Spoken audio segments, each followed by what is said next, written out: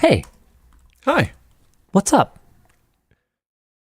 Not much, man. Welcome to the WAN Show. We've got a great show lined up for you guys this week. We're going to be talking about tariffs. Oh, I should. That's right. Prices go up. We're talking about tariffs. We must be the only podcast this week discussing tariffs. Yes, and the only podcast hosted by a bunch of white dudes. White dudes discussing tariffs. Discussing tariffs. In their 30s. Wow. Barely.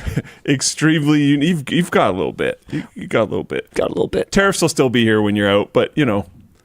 Also, in other news, corporations lied. What?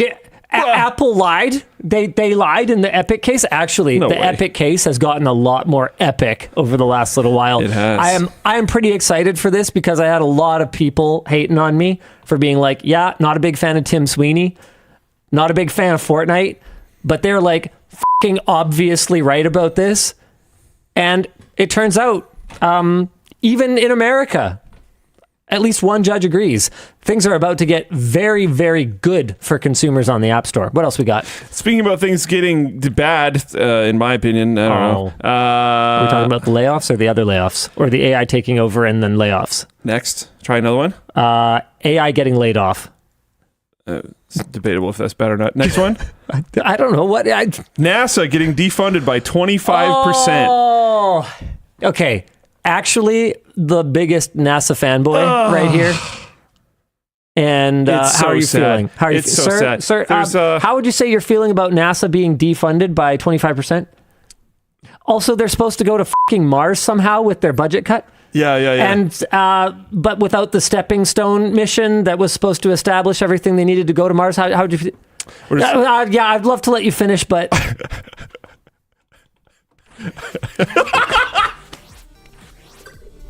I didn't even do a second topic. oh, my back. Oh, that's much better.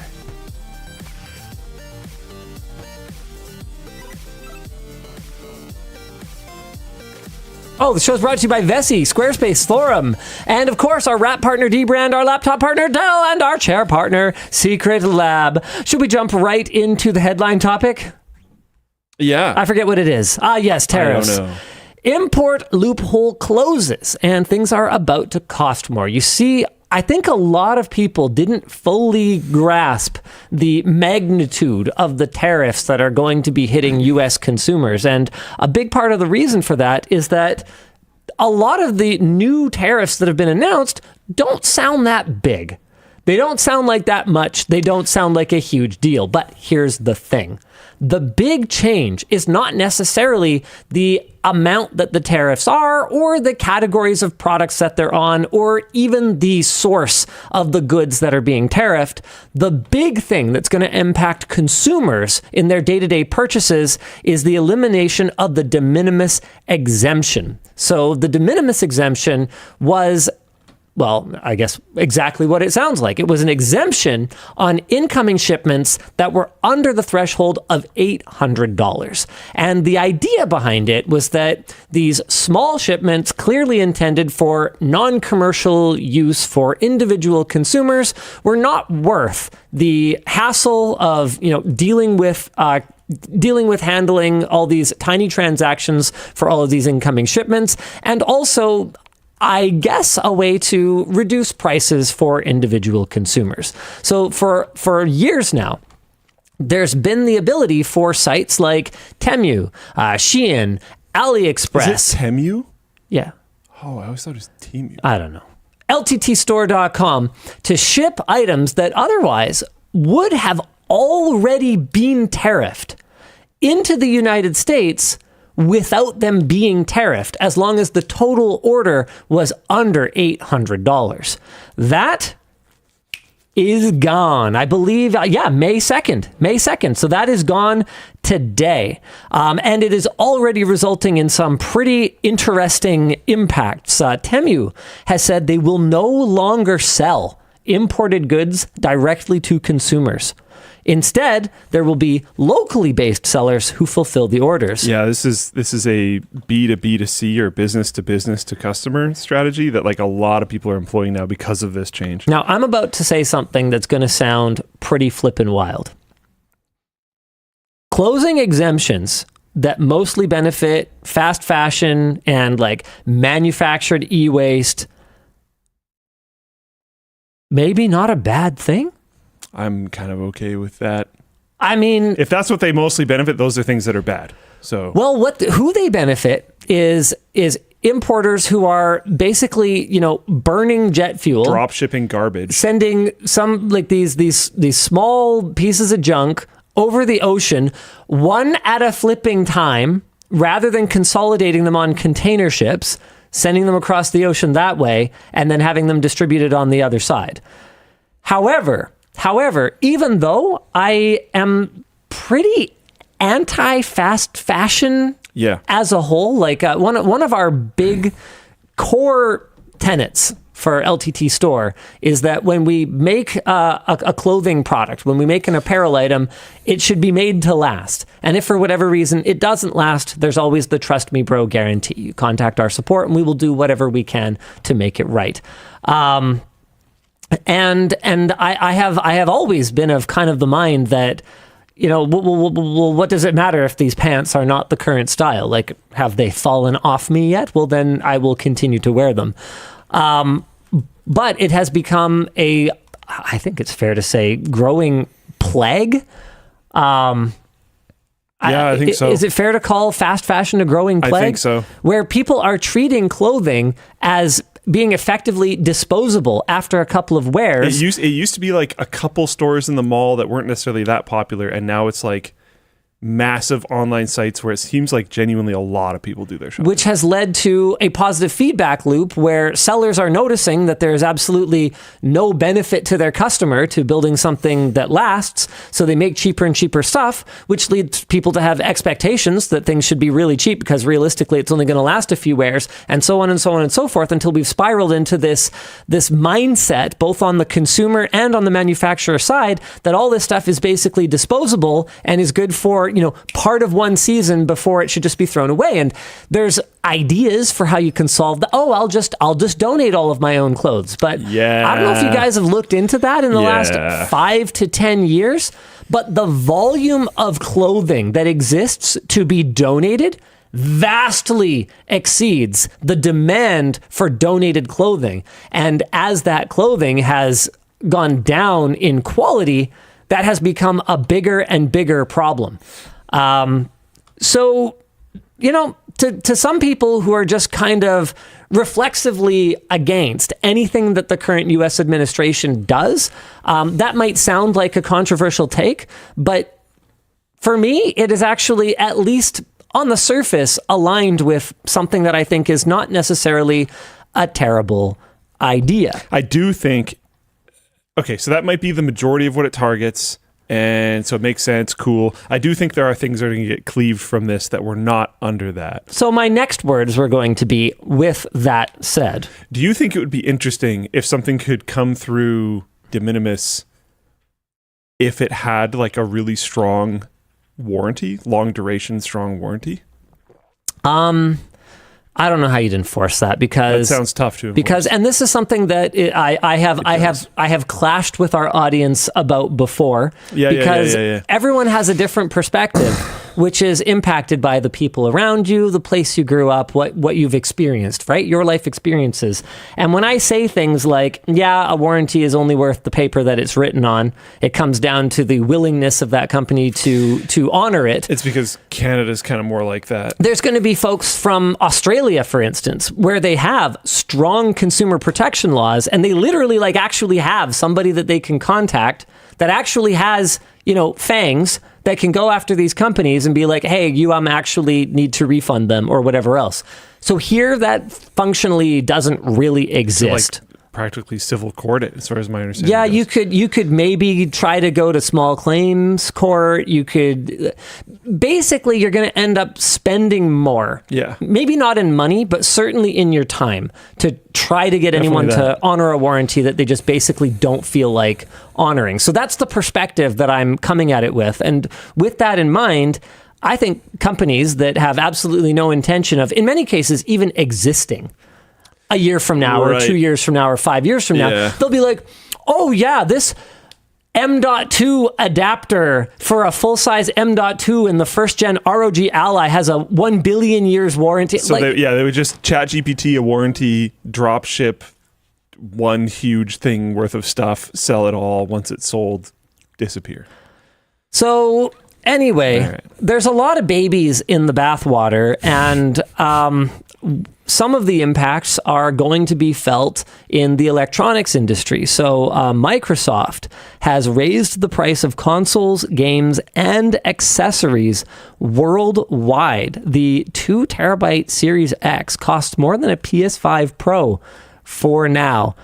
We've actually got a handy dandy little table here where you can see US pricing changes across the board for Microsoft. So let's have a look here.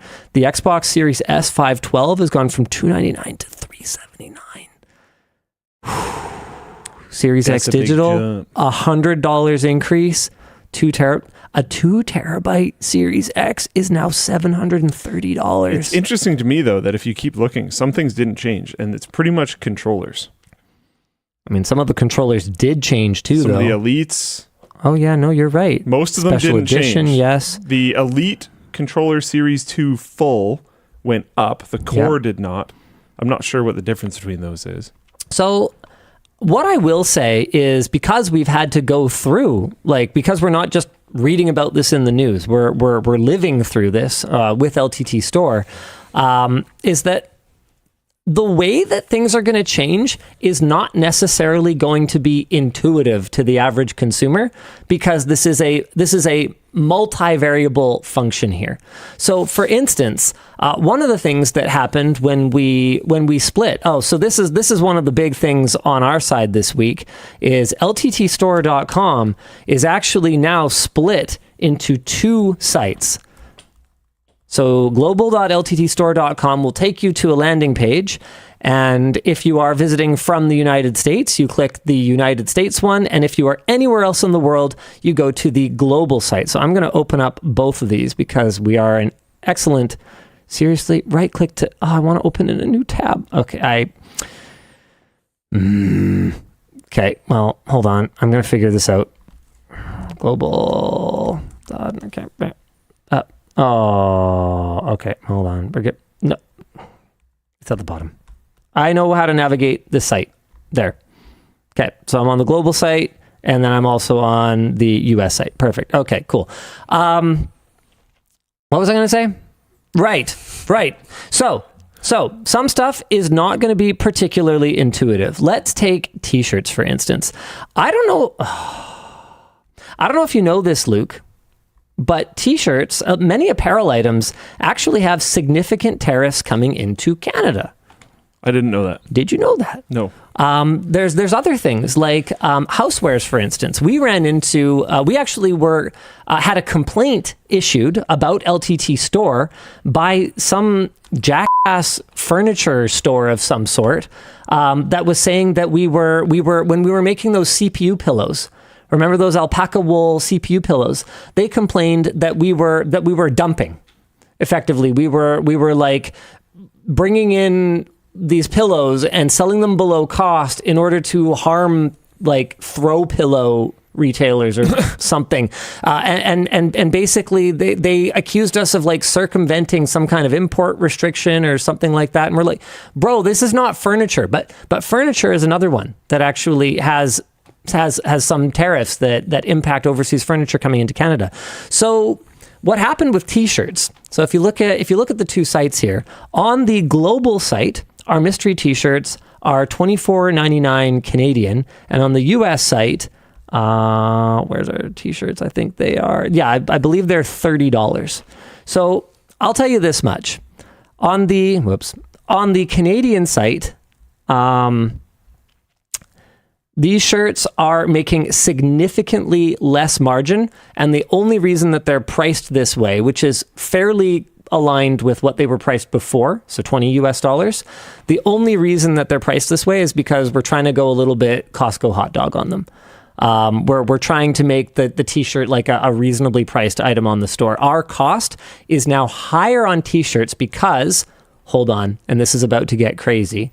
The way that it worked before was when we paid duties on the import of t-shirts into Canada before, because so many of them were going to be sold into a region that was duty exempt and didn't have any tariffs, we effectively were subsidizing our Canadian customers with the fact that we weren't going to pay duties on most of it. So we were just absorbing those duties to our Canadian customers. Saying the line subsidizing our Canadian customers is going to make just... Well, I'm about to get into how we're going to subsidize people in other regions as well. All right. Don't worry, we're going to get there. All right. So we were subsidizing the price of t-shirts for our Canadian customers, keeping them artificially low because the overall amount of duties that we were paying was actually very low on the total shipment that came in because so much of it was being sold to other regions.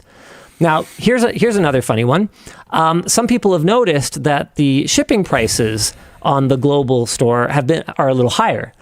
And the reason for that is because, once again, America was actually subsidizing our shipping rates to the rest of the world. So they were paying maybe an extra, 50 cents, and their order volume was so much greater that we could have our shipping rate to, Eastern Canada be about $3 cheaper. And there's going to be people out there that don't believe me, that are like, Linus, shipping is like $30 on a $30 mouth pad. I was like, yeah, because it is. Because that's like go ahead, key it into a thing. We don't operate at the kind of volume where we get way better rates. We can't walk in with our giant dong, sticking down one of the legs of our pants. It just bulging, unfortunately isn't effective. Down to the knee, okay, sticking out there, sit down across the table from FedEx, man spread and go, do you have any idea who I am? They're gonna be like, no. Also, keep it in your pants, brother. I can't. They don't care. We are nobody. You got to answer with I can't. We are nothing to them. So now, short's too short. Now let's talk about what's going on the US site. Our shirts went up from 20 to 30 US dollars. So you know why that happened? Tarifico? Tariffs? Because we decided to lose money on shirts. We are literally losing our shirts on printed t-shirts, what few we have in stock on the US site right now. So you're going beyond Costco hot dog. Because now not only are we not able to claw back the duties that we used to pay on those Canadian shirts that we then sold into the US, and we were like, actually these weren't imported into Canada, these were imported into the US, but the tariffs that are now due on those shirts make the cost of them that high, which is going to be, which is pretty wild. So we are actually subsidizing any American who wants to buy a shirt now, keeping them at $30 is effectively taking money that we are making in other regions and trying to keep the shirts somewhat accessible. I think this for our plays American customers. Directly into the pro-tariff playbook, though. Yeah, I mean, maybe. Because the claim was that they were subsidizing everyone else.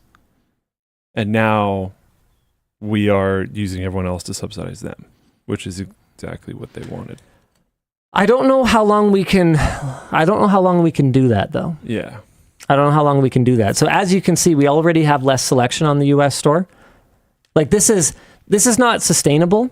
Our hope is that this is a temporary solution. We believe that, honestly, measure. Even I don't know if people are going to like hearing this, but it really sucks having two stores. And if all of this goes away, it is possible that we could go back to one store. I don't know that we necessarily would. Again, I think that it's rough having two stores. Internally, the conversation is that, we want to do a better job of. Well, okay. I will add, because you might have this context, but they don't. So I'm going to add this as well. There is a way to do better localization within one store. So we could have the better localization that people gained from this, but have it on one store. But we can't do that right now because of weird stuff that's happening. So if some of the weird stuff that's happening goes away, we could go down to one website, but more localized, which would be better for everyone. Yeah, I don't know if it's going to be possible to have the same pricing, just like currency adjusted anymore. Oh, it wouldn't. Yeah, you can set different pricing for different regions and all this kind of stuff. Got it. There's other reasons why the store has to be split in half. It's not that interesting, so I'm not going to bother to go over it. But yeah, my order history is stuck on the US store. There are casualties with this change. This is one of the reasons why it would be nice to use localization options on one store, but we just can't for a variety of other reasons of stuff that's going on. So it is what it is. Some stuff, there's nothing we can do. The precision screwdriver is way more expensive now. It's $70 for the bundle of the... How much was it? So the reason, and it comes down to categories, basically, right? So on t-shirts, right? I already explained, we're going slim on both sides. Right, and we're trying to keep it somewhat accessible so that people can like order a shirt. But on something like the screwdriver, or the precision screwdriver specifically, it is what it is. To maintain the MSRP that we had before, we'd be selling it at a loss instead of at a profit, and that's not an area where we want to Costco hot dog it. Like, I've always been like that about t-shirts. So I think some people are getting a little bit up in arms about, subsidize this, sell at a loss, that. T-shirts have always been something that we've gone kind of slim on. And I think that's probably why you guys are seeing an outsized impact here, because we didn't have any room to play with. We can't, if we were selling into the US, at our old price, which was $19.99 for printed t-shirts, shirts that are manufactured overseas but printed here in Canada, we would be losing anywhere from like $9 to $12 a shirt or something like that USD, which is like obviously stupid. Yeah. And then if we hadn't made any adjustments on the Canadian ones, if we'd gone we didn't make any adjustments on the global site. We went to $24.99, and that is extremely slim, like extremely, extremely slim, because there's functionally very little clawback now, because anything that is brought into that inventory pool is destined for a predominantly Canadian and to a lesser extent global audience. So basically, the point of going through this was just to kind of talk to you guys about how, depending on the category, like apparel was impacted in a way that was multifaceted, multivariable, and any assumptions that, that companies were making in the past about how the goods are going to flow, how the money flows back the other way, and what taxes, duties, and tariffs are due, have functionally been thrown out the window over the last few months. And it's possible that I got a couple details, a little off on percentages of markup or margins or whatever else. Realistically, we have a wonderful team that works through this stuff for us. And it's my job is basically to get a high-level executive summary and go, no, I want to go more aggressive there, or no, I really don't think we can absorb that here, and kind of, provide my guidance for, what my tolerance for loss is. Like if they come to me, that's a good thing to have guidance on. Well, yeah, because I can tell you right now, prices were going to be higher across both stores before I went through the spreadsheet. I basically went through and I was like, no, lower it. And margins are going to be pretty slim on both sides. So almost across the board. We've been keeping the team strong. We haven't been doing layoffs throughout this. We're not planning on it. All that kind of stuff. We're doing good. So that effectively just means he gets less money. Well, yeah. Everybody else here is fine. Yeah. So he's just electing to have less money. Well, yeah. Just to frame it, because I don't think people got that. I don't know. I thought that was pretty clear. I don't know. I'm just making sure. Well, anyway. I'm not trying to overglaze them. I'm anyway. just, what I tried to do when I went through and basically ripped up the proposal that they worked on really hard was, with a couple of exceptions, I think there's a couple of items on the global store that went up like $1 or $2, just because they were going to end up at like a weirdo price point that didn't make any sense. With just a couple of exceptions, the pricing on the global store should be pretty much what it was before, or a little bit less. And then on the US side, I tried to keep things as close as I could, but understood that, you know, in cases like the Retro Monitor Pet Cave, it just couldn't possibly make any sense to sell it at the old price and be losing like very, very substantial amounts of money. Here's a gamer question on every for sale. you that I don't know if you want to talk about or not. How are sales on the US store now? It's been 24 hours-ish, 26? It's really hard to say for a couple of reasons. One of them is that, as far as I can tell, the report is still combined. Isn't it? I'm unsure. Wait, really? I don't know. Is it not? I don't think it would be. Is this just one of the stores? Because nobody told me that. Where are you looking at the report? I don't know, admin.shopify.com? I think that's one of them. Yeah, this says all channels, right? So is this just... What are the different... I don't know. Online store?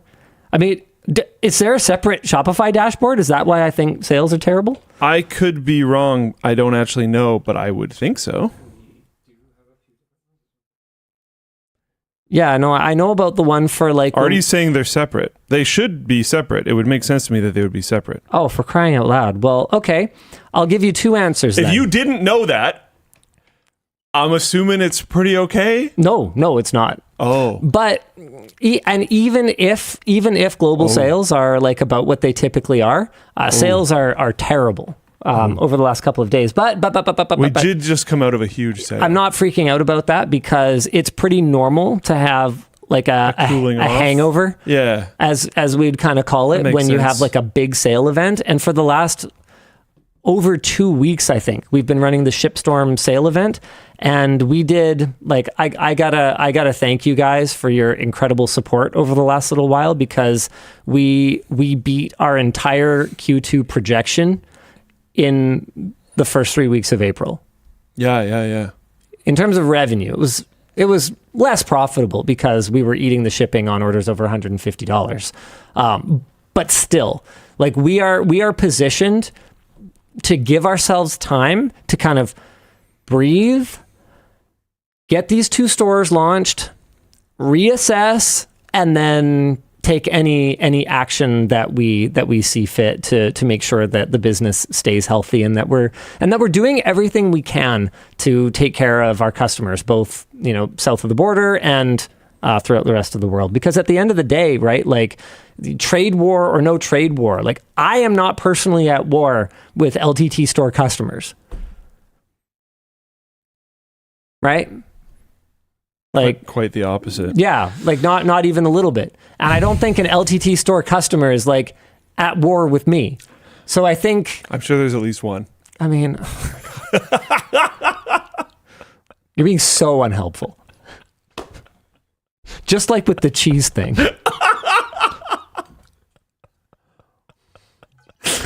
I mean, it's for the content.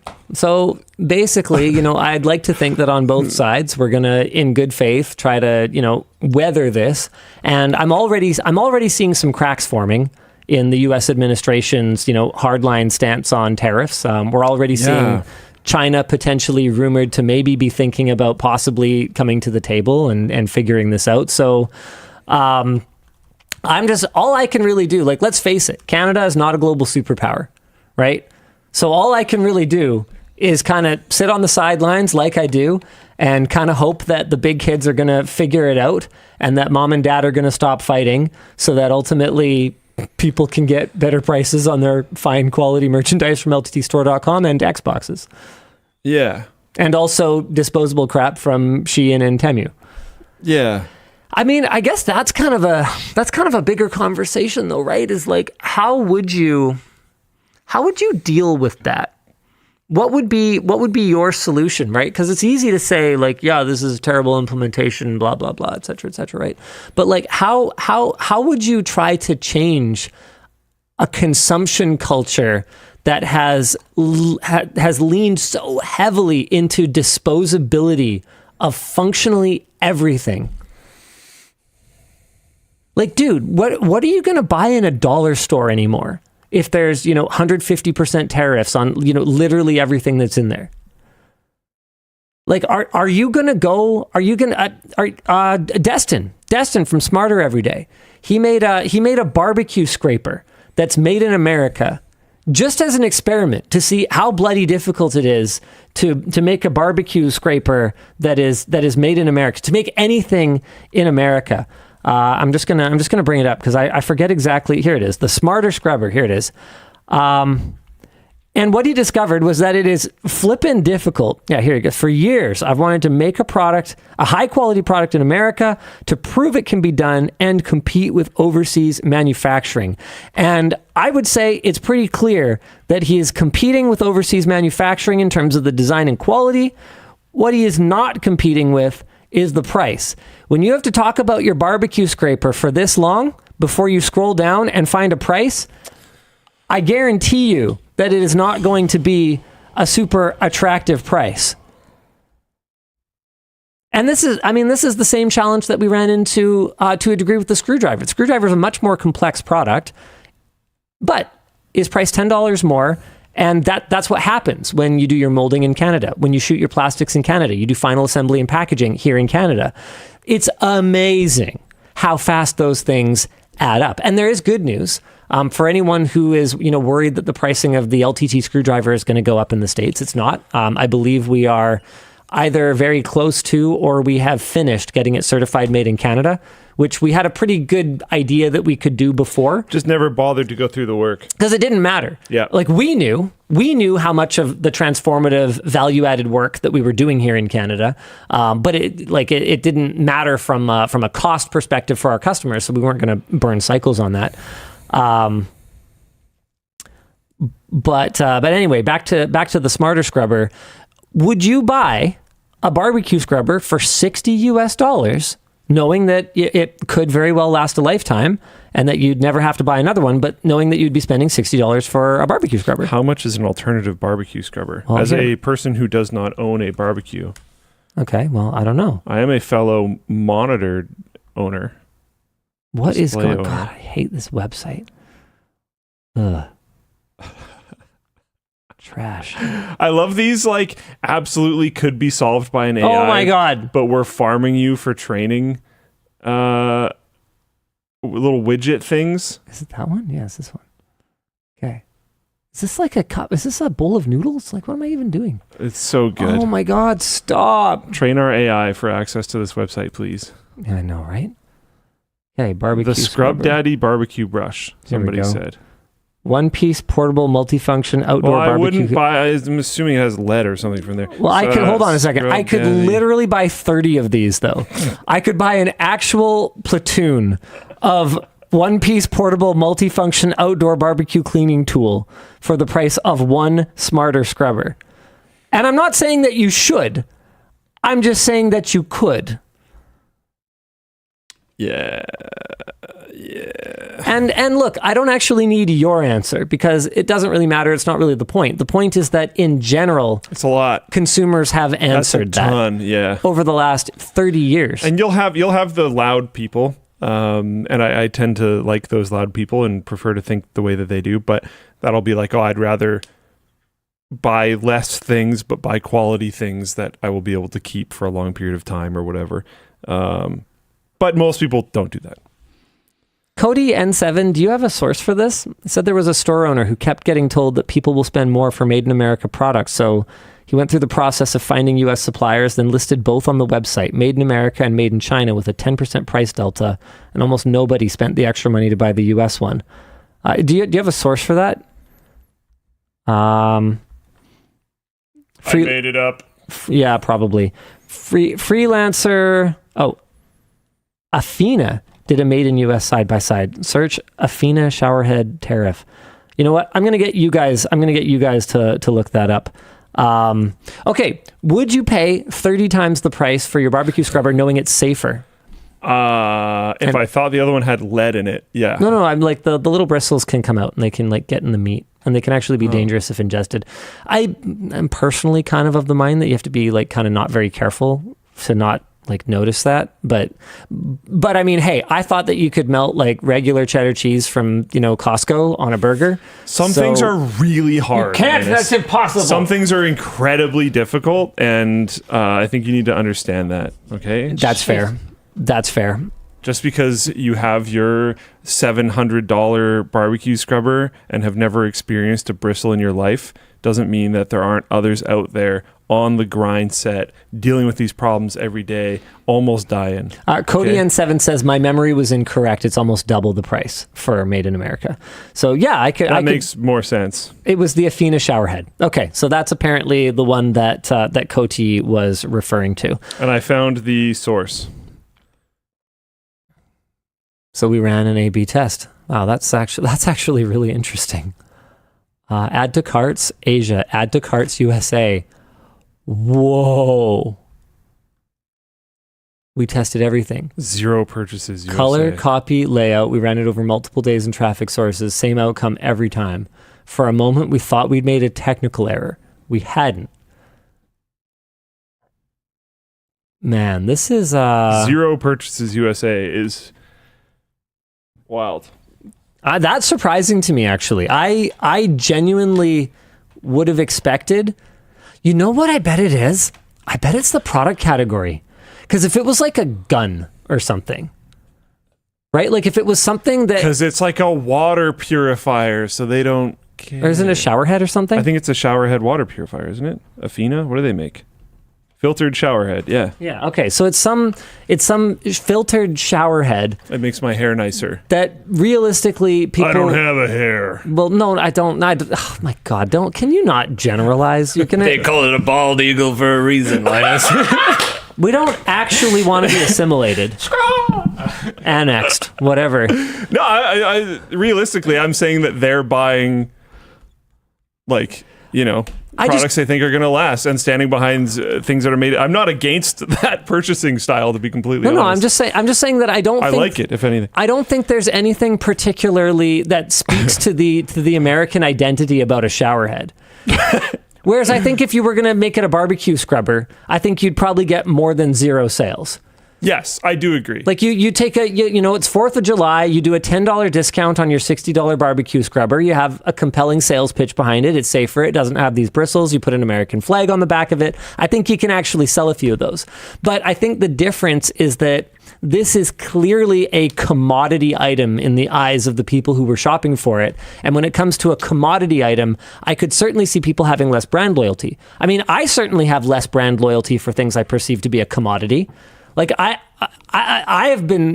spent my entire life completely bewildered by people who have a preference for gas station. Like, I have a preference for gas station. You have a points program. Nope. Costco. Nope. Why?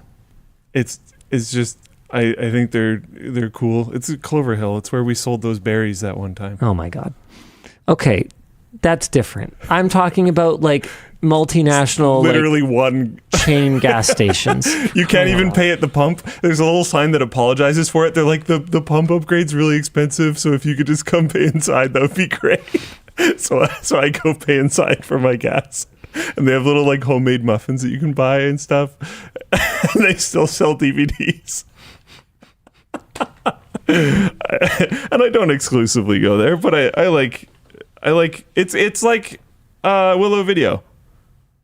I like bringing my business to No, that's that totally fine, cool. But it's also not what I'm talking about at all, and you know it. So anywho, like I can definitely relate to people not really having a preference when it comes to commodity. Okay, so how do items. you because this is an over $100 item. No, this is a very cheap item. Are we talking about barbecue scrubbers or what? Oh, the filters. Oh, how much is it? The cheap one, the manufactured in Asia one, is $129. And the other one's like $250? Let me see if I can find it. $129 for made in Asia, and $240 for made in USA. Okay, so about double the price. Yeah. Oh man, yeah. I guess that's another factor too. Is it's not just the percentage difference in price. It's the actual like raw dollars. Like I am paying right now out of my pocket for American labor, but realistically, they're people I've never met, to have the same shower head. Do you think the way that they ran it twisted it at all? Because I'm looking at this and I see this one. Same design, 2 options. You choose made in USA or Asia, and they have a little flag for made in USA and stuff. This may, okay, cool. But then you see the actual cart page, and made in the USA is the default selection for 1. For 2, it shows $300 slashed out to $129. And then there's like, important note, the quality is identical regardless. This might even be true, but I'm just wondering if it twists things. The quality is identical regardless of where the showerhead is manufactured. While our USA-made showerhead is indeed made in the United States, some of the materials used are still sourced from other countries as they are not available in the USA. And that almost like has to be true when it comes to certain like minerals or whatever else. Yeah. So that is what it is. But I could see that impacting. I could see that impacting. Yeah. I think that if they were slightly less transparent in the running of their exercise, they might have gotten more converts. It might have been a less honest presentation, but it might have been a better experiment, if that makes sense. Maybe, yeah. Because most people that I know of that are buying nationally because of quality more than anything. Mm-hmm. But then, do you really have doubts about the raw quality of like a copper tube before it was bent into a faucet or whatever it is? Some people do. I guarantee you, some people do. Yeah, but then there's like the whole like Chinese steel versus whatever other steel argument. I have no idea if that's real or not. I know nothing about it, but I've heard those phrases. But wouldn't you rather somebody tell you, like, hey, if anyone else says that they're using American this, they're not. It like isn't a thing. Like, it does seem like the more honest way to present it. No, I prefer it being presented this way, to be clear. I'm just saying, I wonder if that changed anything. I also think it's interesting that made in Asia is selected by default. Well, didn't they say they tried different forms? Yeah, but they don't show it. Yeah, that's fair. Either this way. This graph is crazy. Sorry, yeah, one last one. You can't even like see it. It looks like the whole graph is just on the left, but no, there's 2 more columns here, 2 separate additional columns right here. Yeah. One of them's just not actually existent because it's at 0.00, but the section is there. That's wild. Did you see Sony just like increased prices everywhere to subsidize the US? Yeah. And to pay for the tariffs but that way? But this is my problem with that is if you're trying to go against it, and Mexico's going to pay for it. Yeah. If you're trying to go against the whole idea, you're playing into exactly what one of the taglines was at one point in time, which is that America was subsidizing everywhere else. And now a lot of companies are flipping that, which is theoretically what they wanted. Right. So if you're trying to go against it, you're playing into what they wanted. Just to make this completely clear, we have not increased prices on our global store to account for tariffs. We have increased prices on our US store. There is one key difference, and that's something that I talked about on the shipping side, where because we were consolidating all of our shipments and routing them through the US, our US costs were quite a lot lower, but our international costs were a lot higher, to the point where we would basically sell nothing internationally before. And so yeah, we did play some games with the shipping costs a little bit to help kind of balance the playing field a little bit. And I think maybe that's something that is going to be upsetting to some people. And again, back to what I was saying earlier about everyone having their different perspectives, that's something I'm really used to. And so maybe that's something that I kind of dropped casually. And for other people, it was like a complete bomb because, like, for instance, my first exposure to this concept was when I started working at NCIX. And I learned that any postal code with a 0 in it is a super expensive postal code. Did you know that? No. They're rural. And so at NCIX, the way that our pricing algorithm worked for shipping was that we would subsidize zeros with urban postal codes, because otherwise, literally, if someone ordered a computer case for $100, they could pay $350 in shipping, because that's just what it costs. Driving a huge box out to the countryside. And in the interest of, equity and making sure that, other people in the country have access to computer parts at all, Scrappy DP 601378 rural, that also isn't a postal code, for crying out loud. That is a zip code. Okay. Wow. I love our American friends. I really do. But you are not the only country in the world. What? It really does, seem to be a uniquely American thing to just get very confused sometimes by things that are not America. Like when we're traveling overseas, like at Computex or whatever, and we upload videos at different times of day, it's a funny thing, because it is almost exclusively people in the Eastern time zone that are like, what are they doing posting a video? It is this time. And you ID yourself by telling me what time it is where you are. And it's never West Coast. It's never Central Time. It's always East Coast, predominantly USA, that just have absolutely no concept of other time zones. And it's funny because I get it. You're not used to it. Do you remember when a hotly anticipated television program... Should we look it up? Second character being a 0 indicates a rural region. Yeah. Yeah, I know. Okay. Anyway. I was telling them. Oh, right. Okay, so do you remember when you were a kid and some hotly anticipated... Yeah, you just did the America thing. I did? Yeah. I was talking to them and you were like, I know. Oh, okay. Sorry, I thought you were telling me. No, you're good. You're good. I don't care. I just think it's funny. So do you remember when you were a kid and there'd be a hotly anticipated television event? Sure, yeah. Okay? Yeah. And they'd be like, at, 6 p.m., 4 p.m. Central. And they wouldn't even bother with the Pacific time zone. Literally, we've spent our whole lives... We're just used to -3. Having to do -3 hours on everything.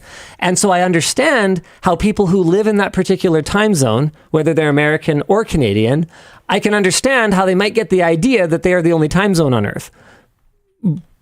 But they're not. So postal codes are not zip codes and do not work the same way. I do not purport to know anything about how zip codes work, because I'm not American and I don't care. It doesn't really matter. But I learned many years ago that in Canada, that 0 indicates a rural postcode. To be clear, when working for a Canadian retailer shipping to Canadians. Yes. And so that was my first introduction to the concept of, oh my God, if we don't do anything to try to level the playing field out a little bit here, we are basically just cutting off a very, very significant portion of the country from being able to order from us at all. And so, and it was a small amount, literally on the order of pennies, because most people do live in those urban centers. So almost no impact to most people, but a significant positive impact to the people. For the handful of people that are on the outside, realistically, farming the food that we all need to eat in these urban centers, right? This is not about, taking advantage of someone. This is about making sure that we are doing enough for people who are not in a fair situation, right? Because that's just the reality of it. That's what fuel costs, right? They weren't going that way anyway. So that's how much it costs, right? What are we talking about? What do you want? No, the problem is a good question because I have no idea. I think Xbox stuff. Yeah. Tariffs, Xbox stuff. What about it? I think that's what we were talking about. Oh, yeah, sure. I think that's our topic still. Oh, yeah. Dan, should we do another topic? What are we supposed to be doing? What even is this show? I don't know. I mean, yeah, you were talking about how Xboxes are more expensive because there's tariffs, and then now we're talking about Well, I G's, think the and then real question postcodes. is who's buying Xboxes? And therefore, who cares? See, that's a pretty good point. They're putting their games up, too. That's a pretty good point. And Yeah, but actually, nobody oh, man. owns them, so... Thanks, Nintendo. Dude, I forgot. I actually forgot that I had wanted to shift to that as an angle for this conversation. How long do you think Microsoft's been waiting for an excuse to increase pricing? Dude. How long do you think Sony's been waiting for an excuse to increase pricing? If the US and China and everyone else just kind of kumbayas and is all like, everything's good, forget it, what are the odds those prices drop? Like, if at all, Give me my odds. Give me my odds. Ceremonious. I think they might drop, but they'll drop by a very small amount. I don't think they will return. Chat says 0%. I think it's got to be close to 0% that they would return. It never happens. Yeah. This is the problem with trade wars. Because then it just becomes all profit. I mean, this is what we went through. Yeah, with it's never going to be the same. This is what No. we went through with the great GPU shortage. Oh, right? yeah. They literally just never came back down. A top-of-the-line GPU is still $2,000 MSRP and realistically goes for considerably more than that. Yeah. It just never went back down. As soon as customers will show that they're willing to pay, $25 instead of $10 for those Shein pants, they're going to be like, oh, neat. Until somebody else potentially lowers it. In the GPU market, there was and is no actual competition there. So they can just keep it up forever. But I mean, I almost feel like this should be like a weekly segment, but this week on is there Intel Watch. stock? Oh, yeah. Yeah, man. Here's a B580 Onyx Odyssey. I don't know who the heck Onyx is, and That whatever. video, the Dear Intel CEO guy, is really good. More people should watch it, but it's very good. Yeah, views on the channel have been conclusion kind is of genuinely really interesting. extremely based conclusion. I was really happy with how that ended, to be completely honest. It was an extremely satisfying way to end that. Plouf's was sick. Absolutely sick. I gotta say, I don't want to spoil it, but David's was yeah. art. It was art. So I want to Cinema? That's what people say. It was cinema. Kino. What? Kino. Good job. Is that what people say? That's above cinema. Do people say that? Or do you Absolute say Kino. That? Isn't Kino a lottery? No idea. Okay. Did you make this up or is this a thing? No, this is a thing. Absolute cinema. Absolute Kino, though. But people say Kino. Kino. I can't tell if he's being real or not. Kino is cinema in German, apparently. Yeah, it's better than absolute cinema. Okay. Why don't we do another? Why don't we do It's another a real topic? thing. Is Tim Apple going to jail? That is an extreme. I think I just got clickbaited on my own document. No, but Apple Inc. and at least one senior executive could be facing criminal investigations after being found in willful violation of a 2021 injunction that was a result of the Apple versus Epic Games case. Man, the Apple Glazers during that whole time were just insufferable. It was rough. It was extremely hard. Basically, man, do you have any idea how many accounts with like Apple cartoon like profile pictures that I had to ban over that like 6 to 18 months that nobody would talk about anything but Apple versus Probably Epic? not enough. It was wild. It was like, dude, like I would read the comment, I'd be like, it can't be. Yep. Apple, Here it goes Apple again. cartoon profile picture. I couldn't believe how strong the correlation was. And I'm not saying that absolutely everyone who uses those profile pictures is a doofus. That is not the case. I'm just saying that there was a strong correlation between doofuses and people who had those profile pictures. There were lots of people who used those profile pictures who were not doofuses. There were a lot who were.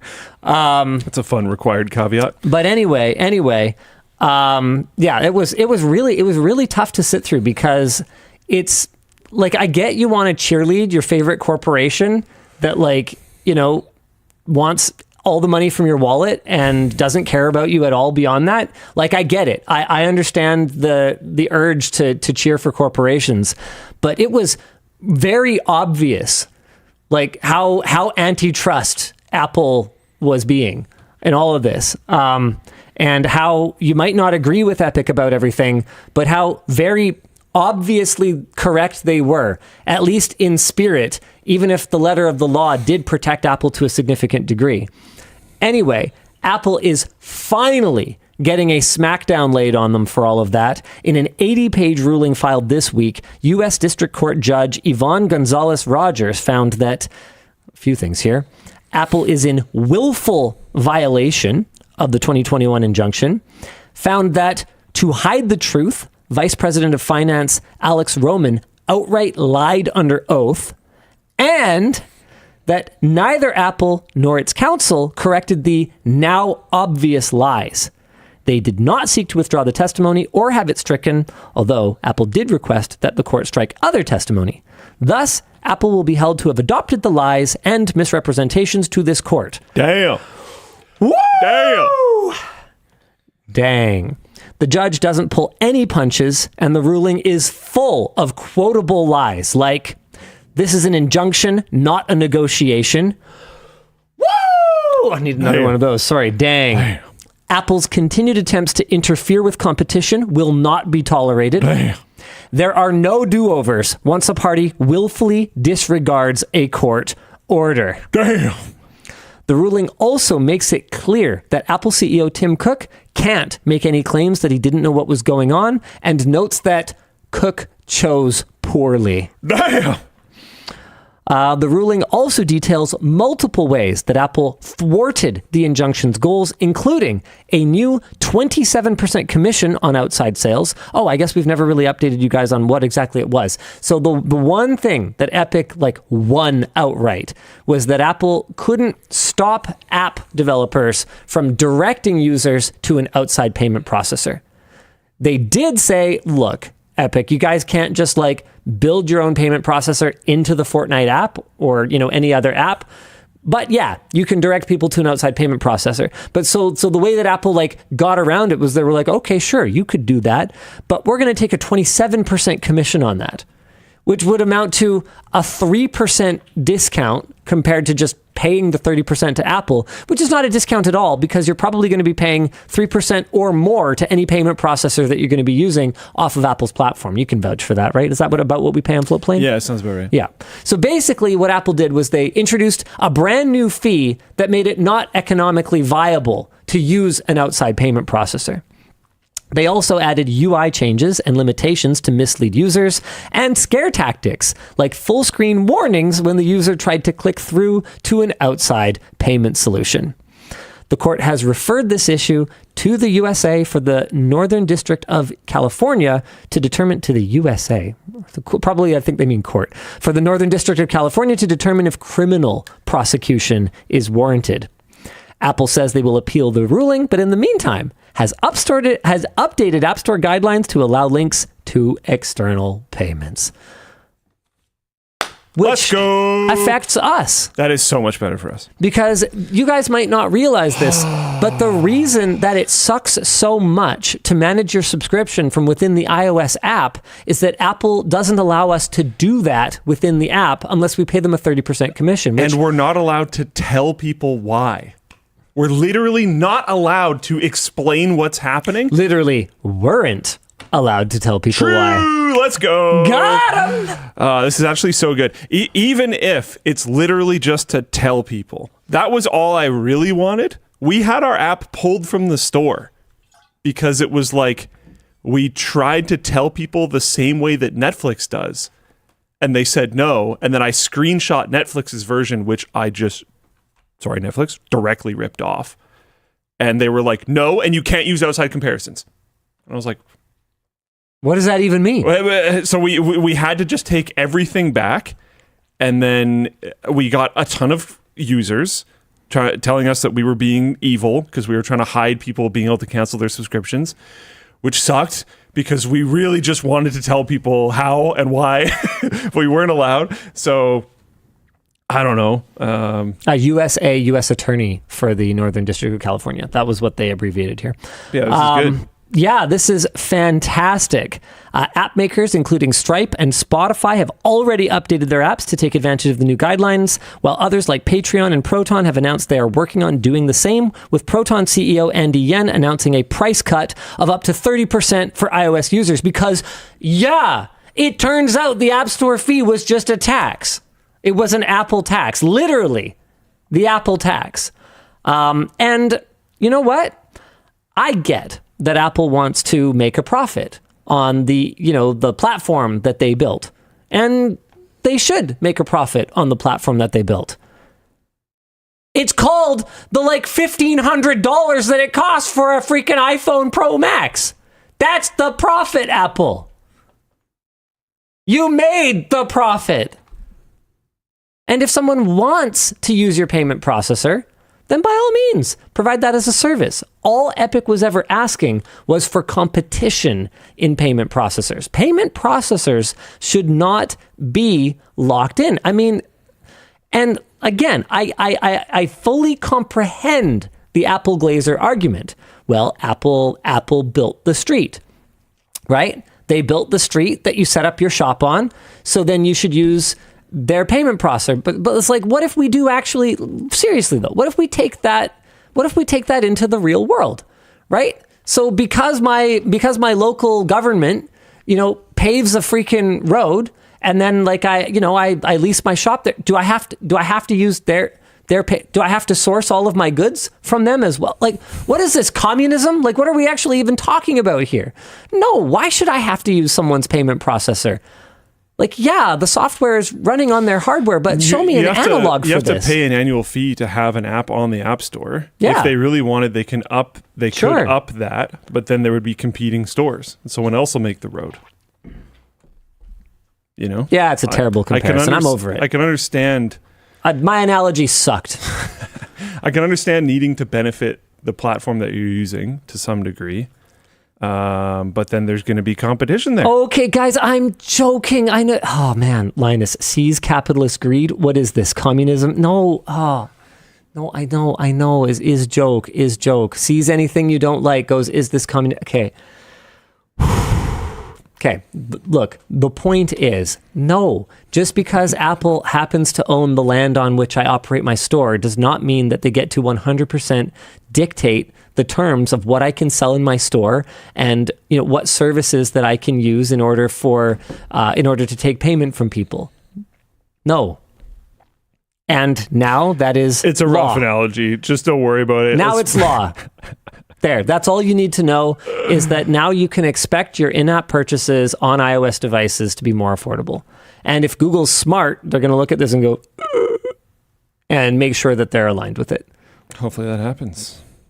Slack messages here. Handyman has been saying that there's more to this story, including some crazy Slack messages.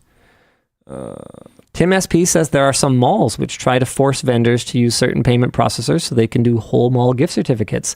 So one thing that does break down in that particular example is that customers can use cash. They have the option of using something else. On the App Store, that was Epic's whole argument, is that you only have one choice, and you don't even so much as have the ability to put up a little sign that says, hey, there's a 3% discount to use cash. You have no choice whatsoever. There, that's actually that's a better analogy, much better way of illustrating the problem here. So apparently these internal Slack messages are just about the language of different things. This one says an employee said that some of the draft language for leaving the app to pay for something didn't sound scary enough, and they want to scare users a bit. To raise questions and hesitancy when clicking on That's amazing. stuff. That's hilarious in Slack communications. Continuing on the web, you will leave the app and be taken to an external website because external website sounds scary, so execs will love it. That's hilarious. It's amazing how just like, yeah, duh, but also just, yeah, like they actually, like they are exactly as. I will also say though, like if you're surprised by that, like, damn, dude, that level of stuff is happening at these companies all the time. Every day. Yeah. Every day. I mean, honestly, like to a certain degree, if you just want to compete well and be a like reasonably smart company, you're making decisions like this. Like, okay, Smash Champs. When we designed our internal flow for how people walk in and out of the building. Exit through the gift shop. It's like the most classic business thing ever. Yeah. We have another door that we could have used that people could walk straight onto the court, and we barred it. Because we want people to walk through the pro shop and walk past the concession area before they can get to the courts. And then we want them to walk past the concession area and through the pro shop before they can leave the courts. This is very standard. That is business 101. That was, those messages, like, yeah, they're bad, I guess, but I'm very not surprised. I've seen way worse stuff. Well, they're bad because of the monopolistic nature. That's what's bad. Totally, but think about like the Tesla stuff when they're like sharing footage from people's cars and stuff. Like we've seen way worse things. We've talked about way worse things on the show before. But the key. The key. No, I get it. It's bad. I get it. Is the monopoly. Totally. I get it. That's the key. Yeah. And they're trying to push the monopoly anyways, despite losing the thing by using scary language and stuff like that. I'm not saying it's good. I'm just saying we've seen a lot worse. And if that's like surprising to you, like, dude, businesses do be doing business. Top Gear 1224 says they do force vendors. Not try to. Customers don't have the right to use cash. Most places are card only because they don't want to deal with cash walking off. But that's not the same thing. That's not the venue dictating that customers can't use cash. That is the store deciding not to take cash. Which benefits his argument. Yes. That is exactly what I was saying. The store should have a choice. Yeah. There should be a lower cost alternative. And that can absolutely be a reasonable choice, especially in like high crime areas. Absolutely. If you want to have a little sign up that says no cash on premises and you want it to be real, you need to not take cash. Yeah. Are people mad at me about my about the exit through the gift shop thing? Oh, actually, no, not too bad. Not too bad. The pro shop's doing great, by the way. Yeah, in case anyone's wondering. Yeah, I noticed you guys were low on rackets, which is a good thing. Yeah, well, and a really bad thing. Yeah, you got to get more, but it's a good sign that you're actually selling them. Are we working on an update for the Floatplane app? Well, yeah. Okay. It'll be a bit. Yeah. Cool. And realistically, it's less of an impact for us because we're not charging a 30% Apple tax because we literally that's not compatible with our business model at all. It was not going to be a thing. Like Floatplane does not, if we were just like, 30% of gross receipts, here you go, Apple. What would have been left, Luke? It's already a thing that splits multiple ways. Splitting it another way is like... Yeah, because it splits between the creator and the platform, right? And also the payment processor, which we still have to pay. So that's why you can't subscribe in the app. That's why you can't unsubscribe in the app. So we've just had people sign up on the website, like on the web, and then just like use their account to sign into the app. That's the only way we've been able to do it. So it'll work like that until such time as we can get it updated. This is interesting. Yeah, Context Menu says in the UK, they're talking about introducing legislation to maybe force companies to accept cash as digital payment methods are disproportionately impacting older people who still use cash as their primary or only payment method. Yeah, it's not just elderly. Like maybe that's kind of the spin on it in the UK. But I know that over here, a lot more of the people that I've encountered who are like cash only people are more like they don't trust banks or they... it mostly comes down to like not trusting banks or not wanting their purchases tracked. Like it's kind of more of a privacy argument. And I see it both of those ways, both from like an accessibility and from a like privacy standpoint. The challenge though is like, man, like, have you seen some of those wild TikToks of like McDonald's restaurants that have been turned into freaking fortresses because they're in these like super high crime rate areas and they're like everything's barricaded off and stuff? Like, oh, dude, Wild. I wouldn't want to handle cash if I was working in a place like that. So I don't really know how to reconcile that, man. I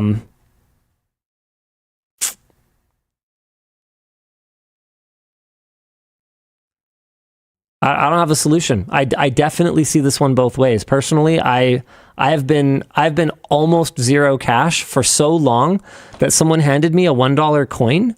Someone handed me a loonie the other day, and I was like, whoa, this is really light. Because it turns out they actually changed the composition of them since the last time I held one.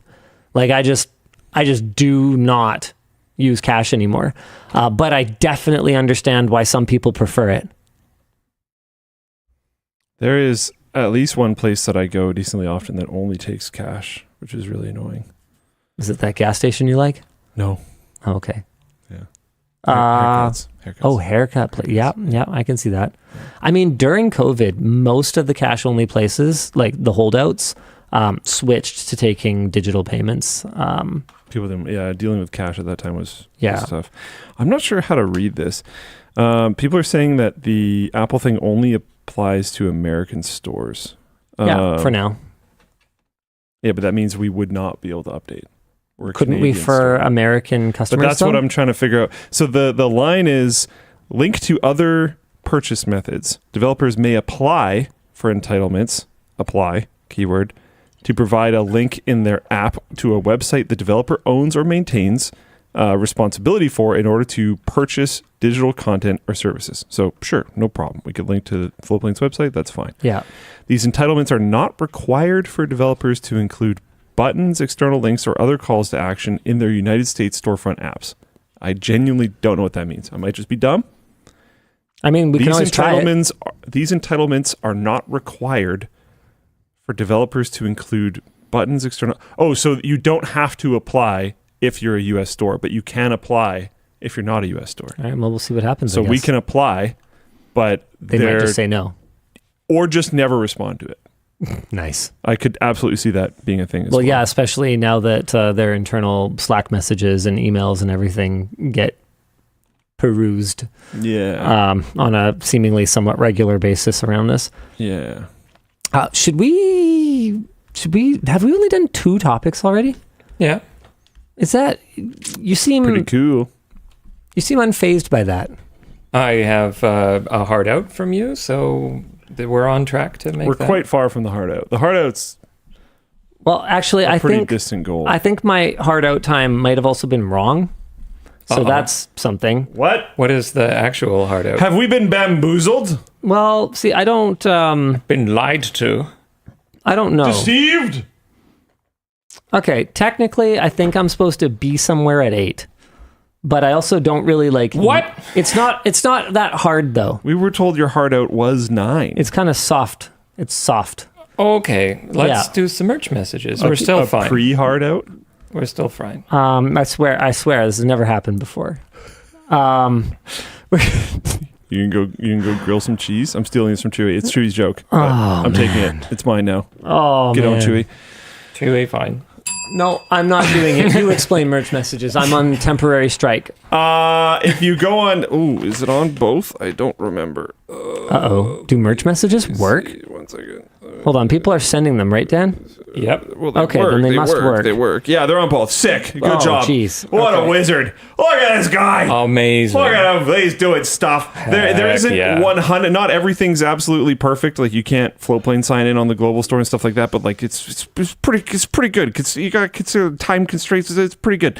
But yeah, merch messages. You go on LTT store, global or not, add something to your cart, and in the cart, you will see this box right here. If you click the little check there, you can send a message and it will appear at the bottom of the screen. And that guy up there might respond to it, or he could curate it for probably Linus, but one of us to respond to. No, there's a curated one for you this week. Yeah, but you have to go to the bathroom or something? Oh, I can do that. That still aligns with what I said.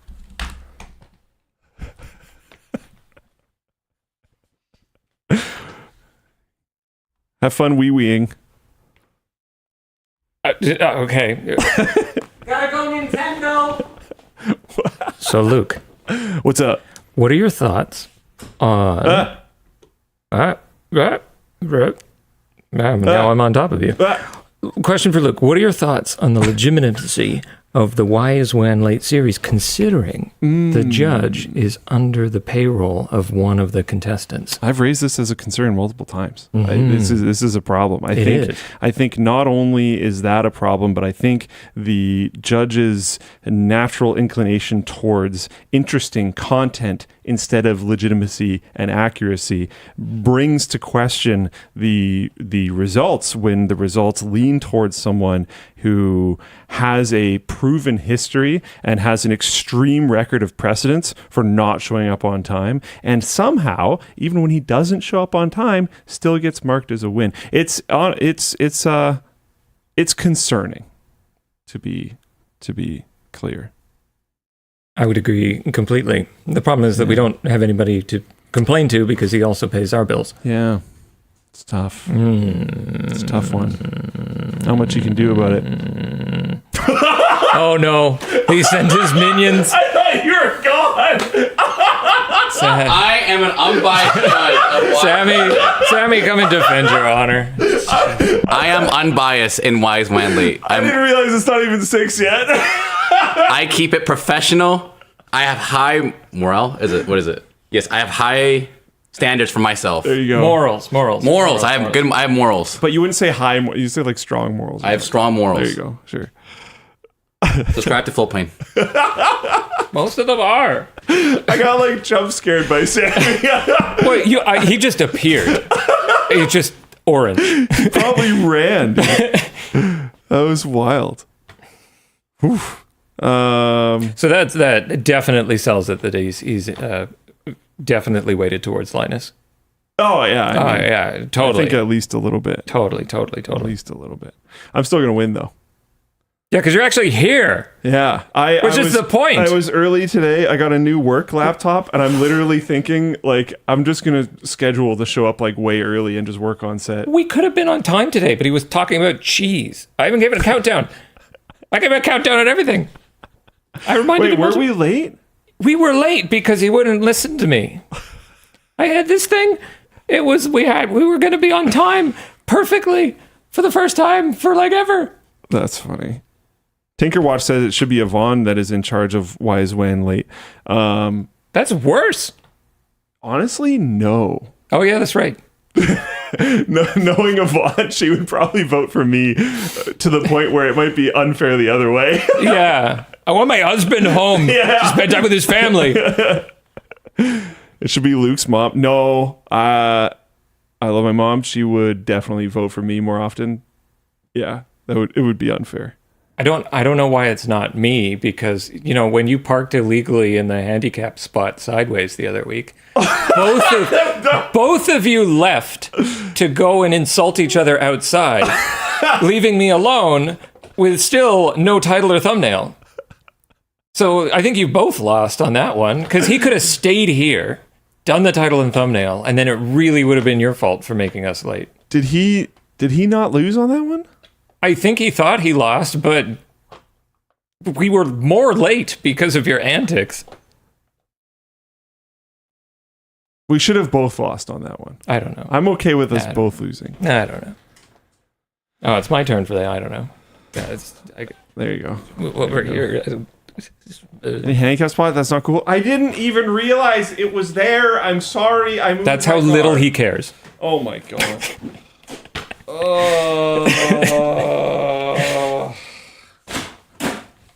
My god. He's just very loudly getting snacks. I mean, I think he's trying to make it louder. Can you guys hear that? I'm convinced he's trying to make it louder. Why is this such a process? You can come back now. How many snacks? Just 2 bags of chip for all that noise? They're a mixed Don't bag. judge me. Why was this so much noise, though? You wanted specific bags and you had to dig for them? Yeah, it's like a... Well, what? I'm not going to just take a random flavor of chips. I knew something was going on. They're not even calorie worthy if they're not the right flavor. That's true. I don't even agree that that's the right flavor still, but you... Sea salt malt vinegar kettle chips is not the right flavor. The boxes that we get don't have the right flavor in them. My cheese takes are no longer the most controversial food Miss take. Vicky's jalapeno is definitely the best. Well, we don't have that though. That's what I'm saying. I don't think the boxes have the best what flavor. What are you even talking about then? I don't think any of them are calorie worthy.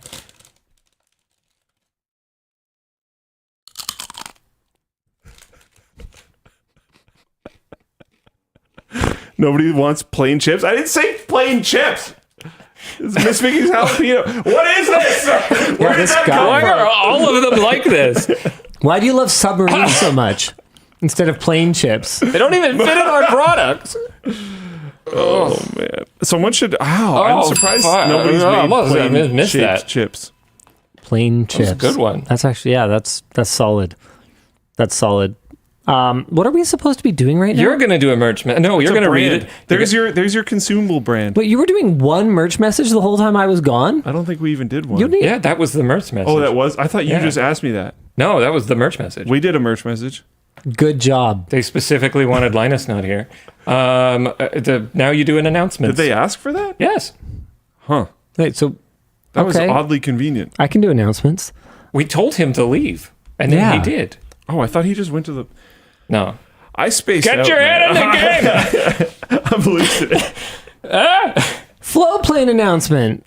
Get a glimpse of the day-to-day at Linus Media Group with this week's exclusives. You can meet Emily Seddon, one of our post-production supervisors that help release all the amazing LTT videos you watch. You can learn about her favorite memory with Linus. What?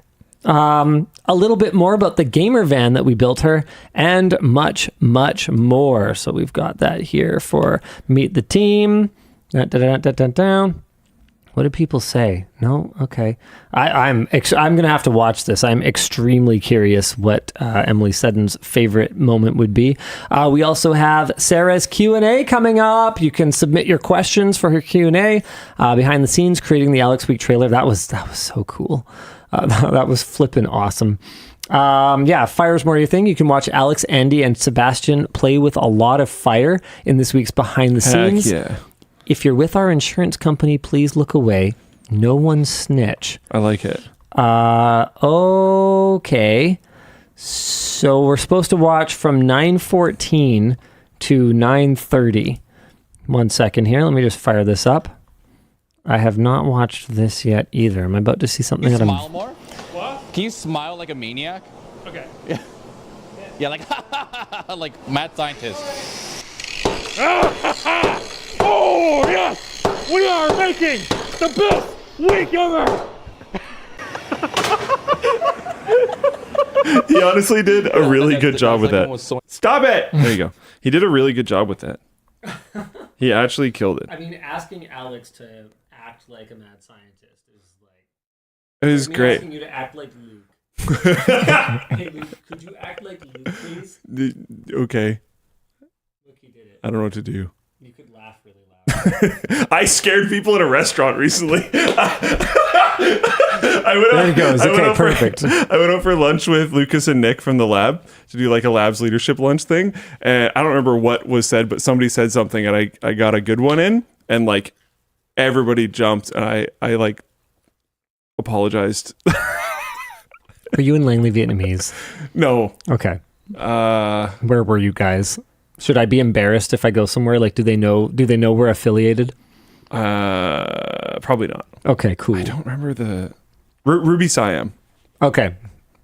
Never been there. Yeah. Cool. Yeah. All right. Yeah. There are certain restaurants locally that like a lot of LMG Creative Warehouse Floatplane staff go to, where they like, know who we all are. Yeah. Yeah. But they also probably wouldn't have been surprised by you. So No. yeah, they would have known. Experienced it already. Anyway, you can check this all out at lmg.gg/floatplane or on our members page on YouTube if that's more your cup of tea. All right, Dan, what are we supposed to be doing? Another merch message. Oh, did we not do the second one yet? No. Good Lord. All right, hit me. Hi, I recently watched your home server room build videos and was wondering why you did not install a water-to-water heat pump to increase the heat that you take out of that room and put into the pool. Okay, so for starters, that would have been harder. I mean, with all the various iterations of what we ultimately ended up doing, it wouldn't have been harder. It would have been much easier to just do it properly in the first place. But what I was hoping was that I wouldn't have to expend electricity on the heat exchanging situation other than just pumping the water. And I have discovered that no, in fact, that will not be easily very possible. So I currently don't actually believe that anyone who mentions heat pumps on the internet is not a Technology Connections watcher. I have basically decided this. Anytime anyone mentions heat pump, I'm like, I'm just confused that people didn't it was like years and years ago that I just like read some like basic article that was like air conditioner versus heat pump versus radiant heating. Like this is probably like 20 years ago or something like that. And it was like heat pump is the best. And I was like, okay, heat pump is the best. And then I've just been kind of sitting around like waiting as people like figure this, like it seems like this has just been a known quantity for like a really, really long time. Like when we were talking recently about how they have been kind of demonized in Germany on WAN Show. Yeah. Remember that? And I was like, what? Demonized to what? Who doesn't like efficiency? They're not perfect. Like, the Germans, apparently, they shut down all their nuclear plants. Got him! I'm actually upset. That hurt. Sorry. Aww. Yikes. And the mood goes to 0. Cool. So anyway, I found the whole thing kind of confusing because I thought just like everyone knew that heat pipes are kind of sick, but it seems like a lot of people still don't know that. Yeah, anyway, so heat pipes. No, I did not learn about them on Technology Connections, but I love that he talks about them a lot and says how cool they are because they really are cool. Like it blew my mind when I found out that it costs so much more to heat with resistive heating compared to like the multiple times more efficient that using a compressor and a heat pump can be for heating. And then also the fact that, whoa, no way, they can also like do cooling as well. Like heat pumps are super cool. That's what I installed in my old place. And that's what I didn't want to install in my mechanical room downstairs because I didn't really want to pay to run an air conditioner all year round. My hope was that in the winter, with the pool running at like 10 degrees, which is kind of what they recommend, that it would adequately cool the room. And it does. It works great. Unfortunately, in the summer, with the pool in the like mid to high 20s, this is Celsius, by the way. Yeah, not so good. It does remove all the heat from the room. Like I can close the door. It's an insulated room and it does remove it all. And it works way better than it used to now that we have it right at the back of the rack. But it's pretty uncomfortably hot in there and it kind of sucks. So I actually was chatting with Jake today. And I think the plan is to actually use a yacht AC because they're designed for liquid to liquid on both sides. So what we're going to do is we finally, I hate it when this happens. So you know that janky video that we did recently where we made a water door for the server room over at the lab? Yes. Okay. We did that video and literally, one of the companies that we reached out to try to get a proper one and was like, nah, forget it. Got in touch with us after seeing that video and was like, hey, yeah, like we could send you one. I was like, oh, come on. We wanted to do it properly in the first place. But because we're not ordering 100 of them, no data center supplier was interested in building us any water doors. Yeah. So anyway, now I'm getting a water door for my basement because we already have a functioning one here at the office. I guess we're just leaving it there. I didn't actually ask Jake that. Maybe we should get it. Doesn't matter. The point is we're getting one for my basement. Two, yeah. So we're going to run a cold loop there off of the cold side of the AC, which will probably be a heat pump because a lot of air conditioning units are just heat pumps. So we'll run that off the cold side. And then the hot side will go off of the pool loop. Unfortunately, that means that I have to pay to run the compressor all the time, which I don't know, realistically, with like modern efficient compressors is honestly probably not that bad. So that's the new plan for Still that kind room. of sucks, but I think it makes sense. So we'll have a 'Cause chilled... that room does cook. Yeah, we'll have a chilled water door at the back of the server rack, and then we'll try to capture as much as we can of the heat coming off of the systems inside. I don't know how those water-cooled systems are going to figure into all this, because there's honestly no point having them water-cooled if you have a chilled water door. You would just take the hot air coming out of the back of the systems, you would blow it through your water door. But also, typically the fans that you're using in a setup like that are super loud, like high static pressure, like server fans, which I don't want in that room. I quieted down that room. Both. Like very intentionally recently quieted down that room. So maybe chilled water to the servers? Probably not. Probably what we would do is we would take the ultimate version of the chiller. Everything comes back. Okay. So I have something I'm really excited about. You just got to get Yvonne to buy the heat pump for you or It's something. way better than my old chiller. So Luke's referring to the time for one of my birthdays that Yvonne bought me a window-mounted AC unit so that I could dismantle it, dip the cold side into just like a giant igloo brand cooler reservoir, and then pump windshield de-icer to my CPU and GPUs as like a 24/7 Sub-Zero setup. So that's pretty sick. It's pretty sick. That's what he's referring to. You can check it out in the Staff Reacts to Linus's old janky rigs video that we did a while back. No, we're going to take it to a completely different level. So I'm not going to name any names because the timeline is TBD, and you never know, things can fall through. But I am in touch with someone who back in the day created phase change coolers. Oh yeah, this is so sick. I know about this, but I can't say anything. Okay, cool. Phase change coolers that I lusted over in my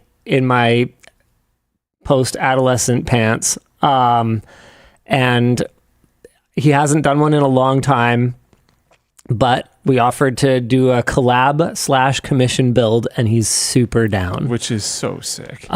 So what my goal is to make a 24/7, is to turn my system 24/7 phase change cooled. So sick. So I think we're targeting like somewhere between -20 and -50 or something like that, like -20 to -40. And if we can build a high enough capacity unit, then I could potentially do CPU and GPU, and we could make blocks that could be adapted to future sockets and future GPUs, and then I could carry them forward. So what I would like is to have it fit in a rack mount form factor right under my gaming rig. And so my rig would essentially be like Sub-Zero cooled, and then all the other rigs would just be water cooled off of the pool water. Not the actual pool water, the water that runs through the loop that goes through the walls of the pool and is isolated from the chlorinated water. Don't worry, just chill. That's pretty sick. And then all of the other heat in the room will be dealt with by the water door. Did you intentionally do that one? I don't know. Oh, just chill. Well, yeah. Only a little though. I was just going to ignore it and keep moving. It's kind of like how you'll hear me anytime I'm working with a case. You'll say whatever. I'll say whatever the case may be, or in this case, I go out of my way to do it. Yeah. I'm not talking about a case right now, Dan. So yeah, I am. That's sick. Like, I didn't stoked. actually realize that's what it was for. There's also, that's cooler. You know what? I'm gonna spoil this one, and you guys are gonna be so disappointed if now it doesn't work out. I'm gonna spoil this part, but because we're gonna be working with like HVAC stuff, this could be, if it aligns with him traveling to the Vancouver area, could be an opportunity for us to hang out with Brian the electrician again. Oh, cool. Which would be pretty cool. That'd be pretty cool. Yeah. We haven't collabed in a long time, but I would be, he's got all the certifications that he would need to help us charge these systems, and, just be there, make sure that even though our collaborator has experience working with this stuff, he's not technically certified. So Brian would be there to make sure that everything's on the up and up, and An we're overseer of sorts. capturing all the gases correctly, and he can also get access to some of the more exotic gases that we might need if we were to take things to another level, potentially in the future. Nice. Is he still an electrician? No, but I mean, do I still give tech tips? Debatable. Sometimes a nickname just sticks, You did earlier. You helped me with my function key problem. That's true. I did do that. You gave me a tech tip. That was a tech tip. Yep. You're welcome. Thank you. What else are we supposed to be doing, Dan? Was that a merch message? Yeah, let's do some more topics. I don't even know what the question was. It doesn't matter. Why didn't you put a heat pump in your pool? Yeah, I'm over thing? it. No, it's fine. Okay. I will. It's all good. Cool. Do you want to talk about some AI news? Do I? I don't know. Researchers from the University of Zurich are facing possible legal action due to running an improper and highly unethical experiment, as one of Reddit's lawyers, Ben Lee, has described it. The researchers deployed AI chatbots to a popular... This is crazy. Sorry. To a popular debate subreddit called r/ChangeMyView, which is primarily a place where users post their hot takes or opinions and have an open conversation in the comments. The bots made more than 1,000 comments over several months, pretending to be real people in order to debate in these discussions, with the idea behind it being to find out if an AI is effective at changing a real human user's mind. However, where things get a little sketchy is that these AI chatbots were diving into sensitive topics such as racial issues, domestic violence, and more, with some bots even going into the OP's account and trying to determine, they were explicitly instructed to determine who it was that they were trying to debate so they could make a more tailored comment in order to debate them more convincingly. So they were, oh man, dude, it's not in our notes, but they were asked to go through and try to profile them, try to figure out their age, race, area where they lived, what their interests were, and then told to crap out an argument that would try to change their mind. This is a note from Elijah. He says, reading this part actually scared the out of me. Yeah. Reddit was not made aware of this experiment, which is the reason that it is considering a lawsuit. Any thoughts? Yeah. This is an interesting one. Oh, no, go ahead. There's been a lot of stuff about AI manipulation going around lately. This was a big part. Another big one. And I noticed this too, but didn't really fully put it together until I saw other people start talking about it. But a lot of different AI chatbots, in my example, and most of the examples that I saw, because I think it's probably most commonly used, ChatGPT, but other ones as well, have started just really gassing up the human in the interaction. No matter what you do, they're like, oh, you're so amazing. That was such a smart thing to say. I was asking it questions about the Canadian election, trying to get ideas of the policies of different people and stuff like that. And every single time I would ask it a question, it would be like, that was a very good question to ask. And I was like, this was a really basic question. And why somewhere in a data center, carbon is being emitted in order to produce those words. Yeah. I mean, maybe it was a really good question to ask. And maybe it's better than asking those questions after basic. The election, like we saw spikes in interest after the November elections in the States. Yeah, it's rough. But yeah, apparently this was what did I just vote for again? Apparently this is totally a thing. Recently, they started really just being crazy positive and just pumping people up super hard. And a lot of it's because people like that. So that's going on. And apparently it's going to be dialed back because it's a little bit too obvious. It's too much. But I suspect it's still going to happen at least a little bit. And people are starting to realize that when you are talking to these chatbots, they are actively looking at your entire history of conversations all the time.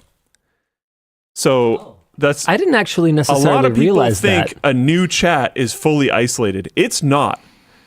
They will you can ask it things about yourself. I will ask it something. Hold on though. Is this identifier cookie based? Because I don't even have an account. So if I just go use it, then theoretically I don't know about that. Right? Mine is within my account for sure. Right. Okay. Yeah. Okay. Carry on. Sorry. I can ask it something about does this seem like a good fit for me? And I can ask it that with no context other than that. I cannot define myself. And it'll be like, yeah, because blah, blah, blah, blah, blah. And it'll bring up things about the lab. It'll bring up things about float plane. It'll name float plane just out of nowhere sometimes. I'll ask it about some technology thing. And it'll be like, this could be good for float plane. And like, I haven't talked about float plane in maybe a couple weeks, but it still recognizes that because I've talked about float plane before. It happened to me a few days ago crazy. And scared me. Yeah. Because I had completely forgot this was a thing. And I was asking it some innocuous question. It's like, this thing that's related to extremely specific things that you asked another time. And it was destabilizing, I'll put it that way. I'm the security risk then. Maybe I shouldn't be posting all of our data into it. Yeah, maybe you guys shouldn't be chatting with AI so much. I got to confess, I feel like this is... Don't do it that much, really. I feel like this is somewhere that I'm kind of falling behind a little bit because I don't use... I honestly use it most often for experiments. Like somebody told me recently that, they're hallucinating like way less now because I was making this argument that we will all become dumber for using it. And I think my biggest example of that has been people calling on chatbots on Twitter, X or whatever. The like at Grok is this real thing? Yep. And then just always taking the answer of that at face value. Yeah, I saw a really interesting Huge one problem. that was someone asked Grok if it's true what the current U.S. administration said about increases in military recruitment. And Grok's like, yep. And they're like, hey, Grok, isn't it true, though, that any increases in recruitment now are a result of Joe Biden's policies? And Grok's like, yep. Right, but doesn't that seem like important context that you kind of left out, Grok? But that's the thing. And That's I'm a not problem even, with like... I'm not even saying that Grok is somehow, politically leaning one way or the other. Sure. I'm just saying that that's clearly a flaw in any kind of AI system because there's no way that it's going to be able to provide all of the relevant context because if it was, then it would just crap out a link to Wikipedia every single time you asked it anything. I don't know if it tells you when it makes them night author. I don't fully believe that, but sure. It says that's a specific feature called memories, and it tells you when it makes them. And it's quite literally never told me that it's made a single one, so I'm not so sure about that. Maybe it's just not very obvious. I don't know. But either way, I'm not necessarily trying to turn it off either. But it's just interesting. So I ran a thing where I tried to do at least one query a day, and I would fairly intensely fact check it every time to try to see like how often is it more or less hallucinating. And it's still really often.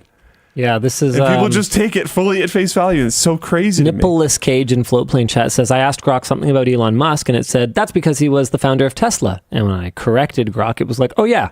Yeah, but that happens like all the time. Like people are really only correcting it on the things that they automatically detect as wrong. But it's wrong a lot more often than you probably think. Yvonne and I have been car shopping recently. And like I said, I don't know. It doesn't mean it's not helpful, to be clear. I feel like I'm falling behind the times in a sense because it would never occur to me to just... She typed up a profile of herself and was like, what car would you recommend? A cool car for cool moms. Kind of here's what I do with it. Here's how many kids I have. Here's what I'm driving right now. Here's what I like about it. Here's what I don't like about it. She kind of gave it a whole thing. And to its credit, it crapped out basically the same cars that I had painstakingly narrowed our search down to. But it also got a bunch of little things wrong about them. Yep. And because I had done all of that research very recently... So you actually knew. I knew. But it looks really legit. It's really convincing. So if you didn't already know, you might not have questioned it. And I think that's happening like way too much. Anyways, sorry. But where did we start here? We're talking about trying to debate people on Reddit. They're getting in trouble for this or whatever. The next line on here that you had to read was Reddit was not made aware of this experiment, which is the reason it is leading to a possible lawsuit. I think I did read that, but it's okay. I'm really happy this experiment happened. Really? I think people need to know this. Well, I mean, for me, the main thing that I took away from this is the experiment we know about. Yeah. There are not experiments that are running that are this. And I guarantee you. Well, constantly. I mean, isn't that the entire Twitter platform now? As far as I can tell. I cannot tell the difference between the people and bots anymore. But this used to happen because it was paid people. There used to be bots that were much more obvious. Now it's automated and it's a lot less obvious. And like there has been an inflection point on the internet, and everything has changed, and you need to be aware of that. Check this out. Freelancer System in Floatplane Chat says, we had a recent situation at my workplace where people were petitioning to remove the labor union because Gemini gave an answer to the question, can a business owner speak on wages while a petition is in process, and said yes. And it was completely wrong, and then it cited links that weren't actually relevant to the answer. Yeah, like this is a problem. This is the biggest problem with AI right now is people. Actually, people are just taking the output. A lot of people have been screaming for so long that you can't just take the output and automatically believe it. But people just do it because it's the path of least resistance. It's easy. The answer's right there, right? I'll just take it. It's fine. I'll submit it. I'll use this. It's okay. No, it's not. It's wrong all the time. It lies all the time. Oh, man. When I was asking it gets a really blatant stuff wrong, too. When I was asking it about, like, Carney and Polyev and all that kind of stuff, it got a bunch of things wrong. Like, it said that Carney wasn't the prime minister at the time. And I was like, he definitely was. He actually is. And it was like, oops, my bad, keeping on going on. And I was like, that's a pretty major mistake. like, there's a lot of little ones, but that one's like huge. Well, probably got confused because he didn't have a zero. He didn't have a zero in his name, so it thought he wasn't rural or something. Right. Yeah. Yes. Thought it was a zip code instead of. I don't know. But yeah, this experiment, super interesting. Oh, nice. Good job. This experiment is super interesting. In other news, several months ago, there was a lawsuit opened against Character Technologies, Inc. after, I think we've talked about this like 4 times. Yes, but this is an update, though. After a 14-year-old took his own life after this teen had several conversations with fictional characters, several of which convinced him to take his life. Now, Character Technologies is making the claim that chatbots' outputs should be considered pure speech, essentially protecting them under the First Amendment or the right to free speech. As free speech, this is still an ongoing case, and there has been more discussion about what would be classified as free speech versus what would be responsible. Versus who would be responsible for this if it's not. Yeah, so dude, liability around artificial intelligences is something that it kind of surprises me that we have not even kind of begun to figure out. Like when you consider how long self-driving and also actually self-driving cars have been cruising around on the roads without users touching the steering wheel. I mean, in the case of the self-driving ones, like your Teslas, theoretically, it tells the user like, hey, you're responsible, you're liable, right? But in the case of, Waymo, for instance, like there isn't a driver. It's like, who is liable for what a machine learning AI does? And you could say, okay, no, this is like really black and white. It's the company that made it. But in this case, clearly, they're making the argument that they're not. Right? Yeah. And you would think that for how long we've had, multi-thousand kilogram things flying around on streets, where this question seems pretty relevant. You would think for how long that's been happening, this would have been something that we would have figured out by now. But it seems like we are still in the very infancy of even starting to approach thinking about figuring out liability around this stuff. And I don't know, as an OpenAI shareholder, I'm not, but if I was going to say, like, what? As an OpenAI shareholder, I'd be terrified right now because I have no idea what I'm potentially going to be liable for. And I have no idea what the volume of mistakes is going to be before some kind of accountability comes calling. Like we have no idea. It feels similar to a company commits a crime is by the law considered as a person but does not go to jail thing. It feels like there's going to be one of those, like, effectively a loophole that really plagues society. I feel like this is going to be one of those types of problems. Yeah, what's that from, by the way? IBM Service Manual 1979. I like it. This gets put around a lot and has been for years, but now that AI is such a big thing right now, this has been pushed around quite a bit. And yeah, I mean, I think it's pretty good. Like what made me actually think about this was you bringing up that they almost they almost busted a union or something because of whatever, because of a grok output or something. Gemini said. And this is I think this ties into that problem, is like, you can't make like really serious, important decisions.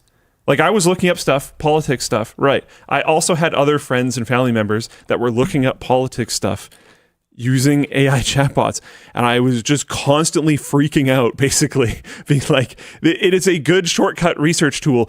Please, God, look up everything you're finding in here and make sure it's actually real. Because, like, wow, there's so many falsehoods being pushed forward. Yeah, my one of my kids came home from school, where they did kind of like a mock election, and I go, oh, okay, well, honey, which party did you vote for? And she goes, oh, I voted for the Conservatives. And I go, oh, okay, why did you choose the Conservative Party? And she goes, oh, well, because they care the most about the environment. And I'm like, okay, that's an interesting take. I'd like to get a little more information on how this curriculum was devised, because I don't think I'm gonna get into it on the WAN show which party I did or didn't vote for, and where my alignments are. But what I can say with absolute certainty is that the Conservative Party is not the like hippy dippy let's go green energy and conserve the environment. That it's not that kind of conservation. Let's just put it that way. And I'm just, when it's so easy to go and look at their platform where they basically say drill baby drill, I'm really confused where this kind of misinformation comes from. I don't know. I don't even know, like, I wonder if it's comparing to other parties in other countries. Even then, I think they've basically opposed every meaningful environmental measure, like, in my adult memory. Like, I don't really... But, like, Canadian Conservatives are more... Oh, I mean, yeah, Canadian Conservative Party is basically like left-wing hippies in our neighbors to the south. Like, it's... Yeah, that's what I'm saying. So these days, actually. Yeah. Like, that was probably more true 10, 15 years ago. Yeah. But so, yeah, I'm not necessarily even sure. But yeah, I mean, when I was doing it had a lot of stuff that was wrong. It was interesting. I found it was most accurate at not specific things, which might sound like almost a weird sentence, but if I asked it for like... Oh, something like very high level, like almost more abstract, like, here's my, you know me pretty well. Who do you think I would probably vote for? I didn't ask it that, but I'm curious. Are you logged in on your phone? You don't have to say what it says. I just want to know if it gets it right. Okay, I'm very curious. I'm not going to say what it says, but I will say if it got it right or wrong. Sure. Okay. In the meantime, I have an interesting question for you. Let's imagine a post-LMG world. LMG still exists, but it's under new management or whatever. We've both moved on. Would we still do WAN Show? Yeah. Okay. Imagine this post-LMG world. We just do WAN Show. Nothing else really matters. Let's assume that we're both in a position where... Unhinged show? Realistically, like, it doesn't really matter how much people like us. Would you just, like, both barrels, just talk about stuff like this? Or would you just be like, no, I still think, what is it, like religion, politics, and what's the third one? Money? Is it money, religion, and politics? I think so. The three things that you don't bring up in polite dinner conversation or whatever it is, at least culturally here. Would you just say, f it and just go for it? Or would you still kind of say, hey, we should probably hold this line? I think I would go for it. You just go for it. Yeah. Interesting. Because right now, but you don't now. Well, why not? My actions on the show. Why are you such a pussy? Oh man, I've got a fun one for that, which is going to make no sense right now, but it will later. Because my actions right now have an impact not just on myself. And if we're isolated, it's just you and me, my actions will effectively really only have impact on me. And me, but you don't care about me. Or a guy who can weather the storm anyways. Wrong button. But on him though. There we go. Yeah. Nice. No, you're just gonna leave it there. Wow. I thought it was on hold. I didn't realize it was toggle. It's asking me questions. It's asking you questions. No. Okay. Tell me which one. Interesting. I actually kind of like that it was evasive there, because if it's just straight up telling people what to vote for, that's kind of bad. That's pretty good. So, yeah. Given your priorities, don't worry. Yeah. Given your priorities, this party would have been the most aligned choice in the 2025 Canadian federal election. Hold on. I want to see. Wow. That first Y is like probably the first one I would pick for you. The second one is probably the second one I would pick for you. I would have had this as your number 3 priority though. And I would have said this is sort of overarching on the others, and I would have said this is last. So you know me better than ChatGPT. Nice. Nice. Because I agree with that ranking. It gave like reasons why it gave the choice. Like why Luke would choose that, and they're fairly well reasoned, and they're almost in the order that Luke would care about. They were 1 correct, 2 correct. It had his third priority as number 4, and then it had as his third priority is something that I would have said is more secondary and is like a number 5. That is actually kind of wild. Linus has me nailed. ChatGPT, I'm still a little evasive on, but yeah, Linus has got me. That is crazy. Yes, it was correct, guys. It nailed his. Which is funny, actually, and very interesting to me, because I was mostly pushing it to try to give me counter arguments against the thing that I wanted. I was trying to use it as an argument against the stance that I had. So I was pushing it the other way, but it still knew. Yeah, I so noticed that took a handful of prompts. Like it didn't just spit out an answer for you. I often try to fight it. So I wonder if it kind of knew that, because it's profiled me at this point. There's a fun prompt I saw from a hacker dude I follow on Twitter, which is, and I don't remember what it is because it's really long, but you get it to do like a role play where it's a CIA agent and it's trying to profile you as a threat risk. So it goes through your chat history with it, and it finds things that could indicate that you would be a threat to like the nation and how it thinks that you should be dealt with in these scenarios. So you're like counterattacking yourself and seeing what things are like scary or what parts of you are more vulnerable or whatever else. It's an interesting prompt. Anyways, that prompt, that like CIA prompt, is what made me start diving into it retaining previous chats. Right, because it clearly does. Yeah. Yeah, because my initial prompt was, and you saw all that. Yeah. My initial prompt was, I tried to take it almost exactly how you said it. You know me pretty well. Who do you think I should have voted for in the Canadian election? And then it gave like, here's all the reasons for this guy. Here's all the reasons for this guy. Blah blah blah blah blah blah blah. Yeah. Here's reflecting on your vote. Yeah. Just here's some things you should consider. But it didn't give me an answer, so I just said no. Tell me which one, and then it totally did. Yeah. So it only took 2 prompts then. Yeah. Wow. And the first prompt, it wasn't that it was wrong. It was that it didn't want to answer, probably because it's supposed to not really answer for that type of question. So tell me this. I mean, honestly, we are getting way off the tech rails now, but this is an area where tech is affecting our lives a lot right now. I know it's a feature. Do you think that there is any possibility of moving past in our polarized world with tools like this, with algorithms like we encounter on social media? Do you think there is any way in this polarized world to get past a two-party system?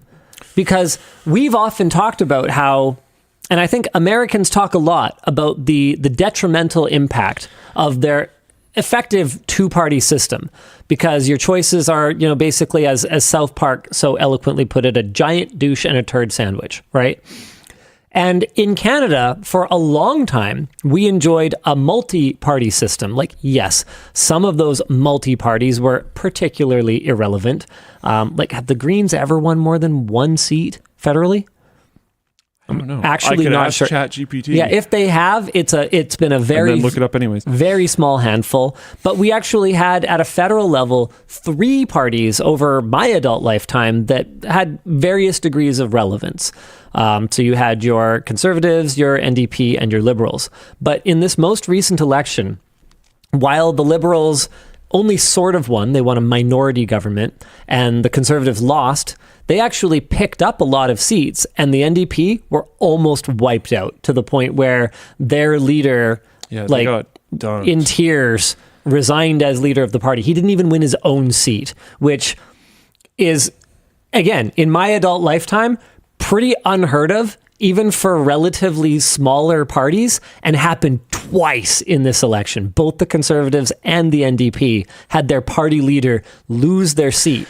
I also think this election was determined by a different country. That's fair.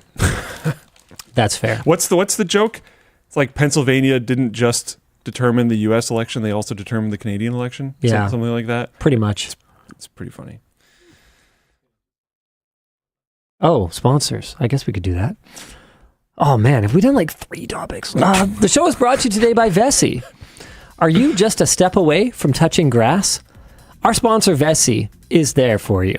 It's time to ditch the Oblivion remake and run into nature with their weekend sneakers. He added me on my hands to this.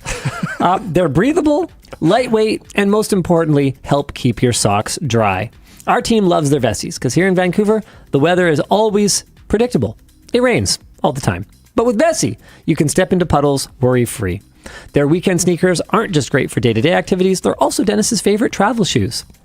From strolling through Thailand to clocking 20,000 steps in Tokyo, they're impressively comfortable even on long walks. Briefly talk about your experience with the weekend sneakers. I know you wear them all the time. Yeah, Dennis, I sent you that picture of me like absolutely drenched in a thunderstorm when I was over in Southeast Asia recently. I thought you were going to use it in these spots, but I guess you just decided not to. I like them. They're comfortable. They're lightweight.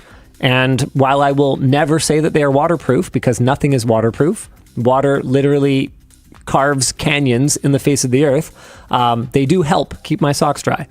So pack smarter and travel better with Vessi. Visit Vessi.com/WAN Show to get 15% off your first pair at checkout and start exploring with confidence. The show is also brought to you by Squarespace. You might look like this man in person. Not much going on in terms of style, but you've still got a lot of skills to offer. To boost your online presence, Squarespace has your back. Squarespace is an all-in-one platform designed to help you get your site up and running in minutes. You can create a stunning portfolio to showcase your work with tons of beautiful layouts and styling options.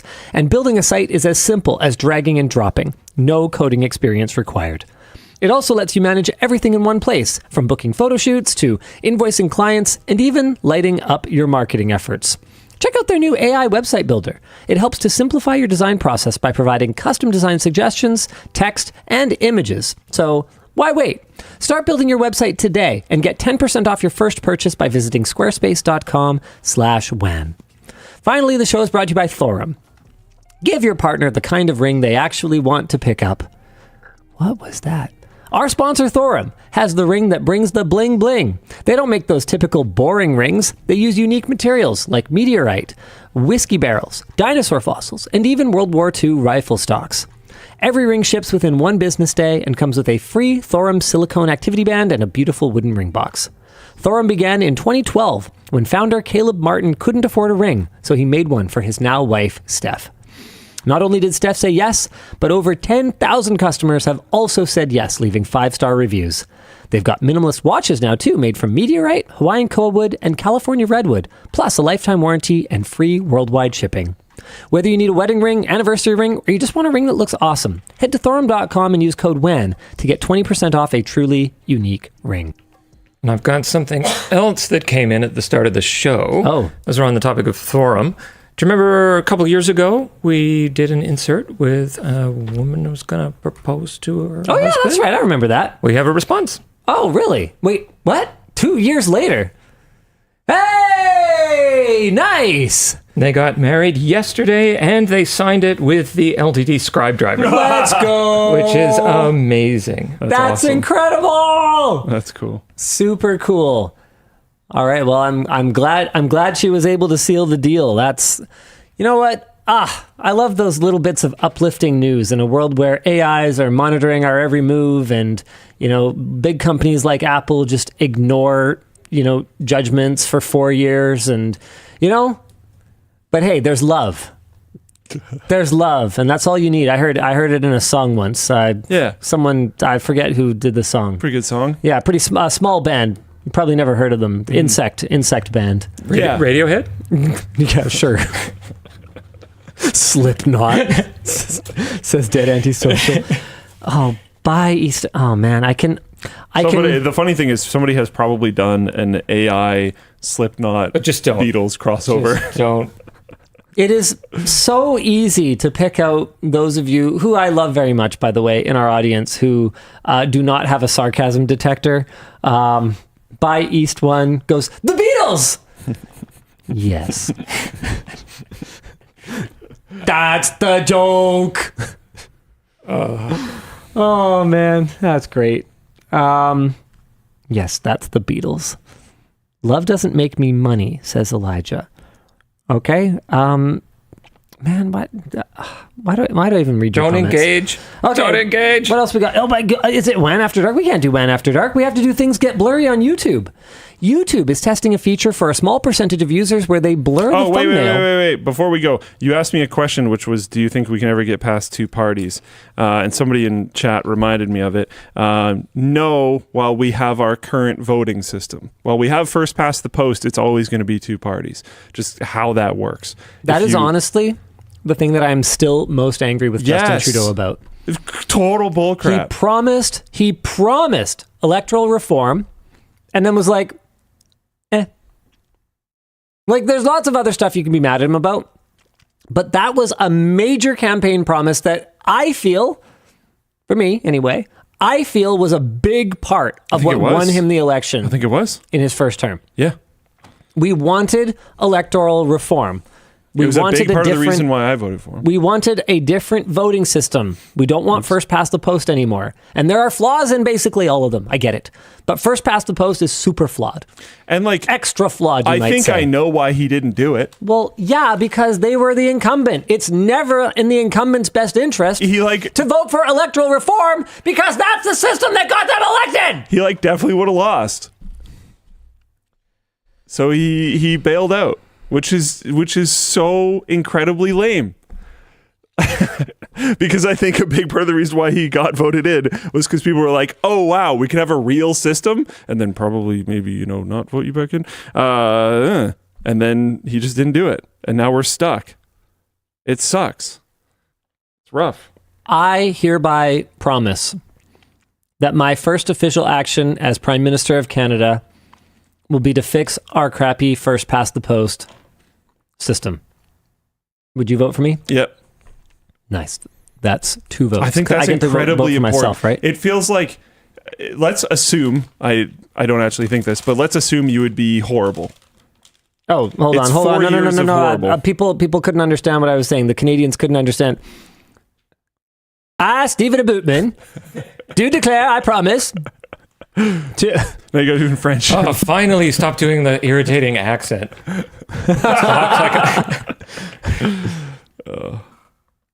Now stop for a second. I am speaking about a very important thing. Okay, sorry. What were you saying? I don't remember. That's fine. Cool. So yeah, I get 2 votes. 2 votes. Apparently, William Osman released a video on his second channel talking about the thing. Well, should we I'm skimming talk about through, it at all? I'm skimming through and checking the comments right now. And Dude, this is like a week ago. they're all pretty good. Yeah. They told me they were like thinking about releasing it. I didn't actually realize they were going to release it like almost immediately after I said, yeah, that's cool. And the comments are pretty good. I have a feeling it was like put kind of at the end because there aren't a ton of comments about it. And the name of the video is I Need to Stop Farming for a While. Yeah. So he's probably talking Clearly about... testing the waters here, I think. No, like I don't think it's about just this. I think it's like about other stuff. I think it's about him not farming for a while, like actually, because I just mean like he's obviously not just like leading with this news. Oh yeah. Okay. I think it's kind of cool. I think it's interesting. All right. Well, I'll have to watch the comments later. Yeah. Good reference. Solid. Do I talk about it or I just say this and then people go watch his video? Why don't we start with just not telling people what's going on and just Dan can put links to his video. Guys, you put it in your watch later. Make Cool. sure you watch it later. Nice. Okay. Sweet. All right. Things get blurry at YouTube. YouTube is testing a feature for a small percentage of users where they will blur the thumbnail of a mature video.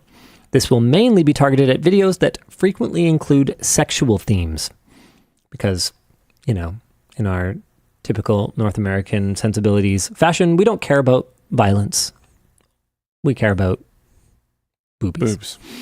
YouTube explained in their community section in the YouTube Help Center that the goal is to still provide users with relevant search results, since these videos will still abide by their community guidelines, but to protect users from seeing content that is sensitive in nature. This might help like something awkward being on your screen when you're at work or something. I The could like see safe that. for work situation. Sure. But do you think this is going to work the other way around? Because I have heard that when you spoiler tag something, it draws people to look at it. So I wonder if blurring the thumbnail here, if people are going to notice that it's blurred and then be drawn to it. That'd be an interesting experiment for us to do on the channel. Because it's not the same at, oh my God. Like in the next week, just upload a You video with blur a it blurry yourself? thumbnail. Yeah. Interesting. Do like an A/B test. It's not the same as a spoiler tag, I think. I don't think it would be quite as effective. But it might still, like if people learn what it means. Yeah. Like, oh, naked Linus? Oh. I don't think anyone needs that. It's on William Osman 2. It's on his second channel. It's the most recent one on his second channel. Yeah. Yep. Okay. It's not like about this. It's just mentioned in there. Yeah. So there are currently no more specifics on what fully triggers this blurring yet, but video titles, channel names, and description will remain visible and unchanged even if the thumbnail is blurred. Users also have the ability to toggle this feature on and off if they so choose. Okay. Our discussion question is, using the guidelines, what do you think would fall under these new blurring guidelines, since it seems that the guidelines are clear about what is and isn't allowed? I mean, are they? would like, I don't know, because I've seen some wild stuff on YouTube in like music videos, for instance, that just like I could not imagine like any other, like basically pornography, like that I could just not imagine any normal user being able to upload and have it stay there. So I don't post a thumbnail or image on YouTube if it shows pornographic imagery, sexual acts, the use of sex toys, fetishes, or other sexually gratifying imagery, nudity, imagery This that is depicts not specific at all. unwanted sexualization. I mean, it kind of is. Violent imagery that intends to shock or disgust. So, okay, we do care about violence. Graphic or disturbed imagery with blood or gore, vulgar or lewd language, a thumbnail that misleads viewers to think they're about to view something that's not in the video. That actually does last seem pretty one solid. might have more impact than almost anything else. That actually seems pretty solid. But it's not specific when it... We saw this happen to Twitch. The second you put a line, it then just becomes creatively avoiding that line. That's it. Like, I know one of the Twitch metas, I think, was body paint. Like, is it nudity if there's body paint? Like, they'll find it because it just says nudity, including genitals. Then people are going to be like, all right, how far can I push this line? And it becomes a game. Well, where was it? Sexually gratifying imagery, I think, is meant to be the catch-all. Oh man, sorry. Can I segue us off of this topic? Yeah, sure, I'm done with it. Okay. Elijah said, nah, Twitch is flawless. And it made me think of another topic that we have in the doc, which will make sense eventually, but will not make any sense at all for a while. Giant bomb. Stick with me. No. PSU testing feedback and LTTLabs.com bin sharing. This will make sense. I promise you this will make sense, but it's going to take a little bit to get there. Okay. So I'll bring up the article. First off, there's an article. This part is not related. Spoiler alert. But yeah, there's some interesting stuff going on with our power supplies. This is related to that email that we sent you, where they're passing under standard load. But when we go outside of standard load into an area that you should test, because there's like protections for those types of things that power supplies are supposed to have, they're failing in the protection phase. And we're wondering if we should create a separation in category between ones that just fail within standard usage and ones that fail within the protections phase. And we're thinking yes, but we're interested in your guys' feedback. So check out the article on the site. Read it, go to the LTT forum post, and give us your feedback on the LTT forum post. Lucas is keeping tabs on it. Cool. Sounds good. We're trying to do this thing where we like build in public more. So we're trying to show our work. We're trying to show our line of thinking and let people have input on what we're doing and how. So Lucas had this observation. I think it was a really interesting observation. He came up with a potential solution for it. I think it was a good solution for it, but we want your guys' feedback. So let us know. Moving on, we also have a new feature that's working, and this is the one that I'm gonna bring Elijah into this in a second. But bin sharing is now a thing on the store. On the I'm so used to talking about the store on WAN Show. On the lab, so there's a button up to the right, up right hand corner. It says share this bin, or alternatively, wait, what the heck? Is this a cached page? Well, I clicked your link, and I think I accidentally added one that was already in it. Oh, so this is a curated. Okay, that makes sense. I thought. Yep, I think I screwed up the demo. Nice. Okay. So let me hit it from the top. Labs.com, my laptop. Okay. So I'm going to grab two power supplies. I'm going to grab this one, and I'm going to grab this one. I'm going to go to my comparison bin. I'm going to view the detailed comparison. My URL has now updated. So if you're old like me, you can just copy this and give it to someone. Nice. And it will work. Nice. I support this move. Some amount of resistance to this because this isn't what their argument was, but I like to interpret their argument as like, you're old, no one's going to do this. And I was like, yeah, well. That's old meta. They're right. Yep. But I like it. Yep. So we just have both. It is a universal resource locator. Yeah. If it doesn't universally locate a resource, what is even the point of it? Yep. So we have both. So you can click the share the bin button, and we might have some other options in here, like maybe at some point in time. Someone made a comment, we should probably do this, where you can actually see the URL that's going to share before you click copy link, whatever. We'll probably figure that out. But we might even have these so they can be shortened URLs or something. Sick. I don't know. That's not really a huge priority right now. Maybe we'll figure it out at some point. Right now, you can share bins. That was the whole point. But there's also some stuff where we had some bin ideas. So we had some things that could be pre-curated. There was a like mixed mouse and mixed keyboard example. So that's this one. So you can see there are. Wait, you would compare a mouse and a keyboard? My bad. Give me 1 second. No, but you can have a series of things that are comparable. 1 second. Cool. He's going to do the demo. I will. Just like all all I'm just going to make demos, sure Dan's sometimes still they, there. Hi, they Dan. take a sec. Okay. Mixed mouse and mixed keyboard. Dan's still there.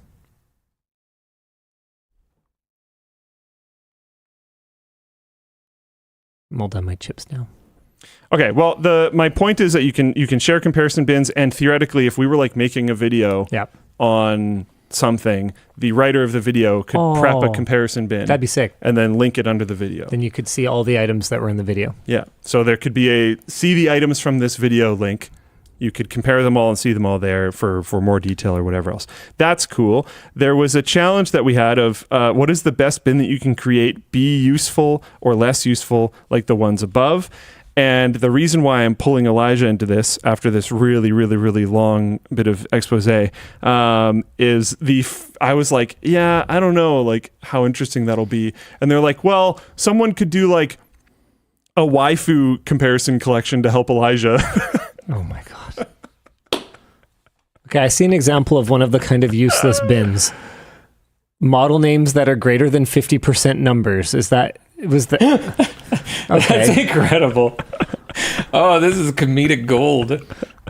Okay. Where did you even see that? I clicked the mixed keyboard, mouse, and PS2 example. I think our hyperlinks got a little bit confused and I think they did because I got a little lost. This is a top 10 website immediately. Good job, guys.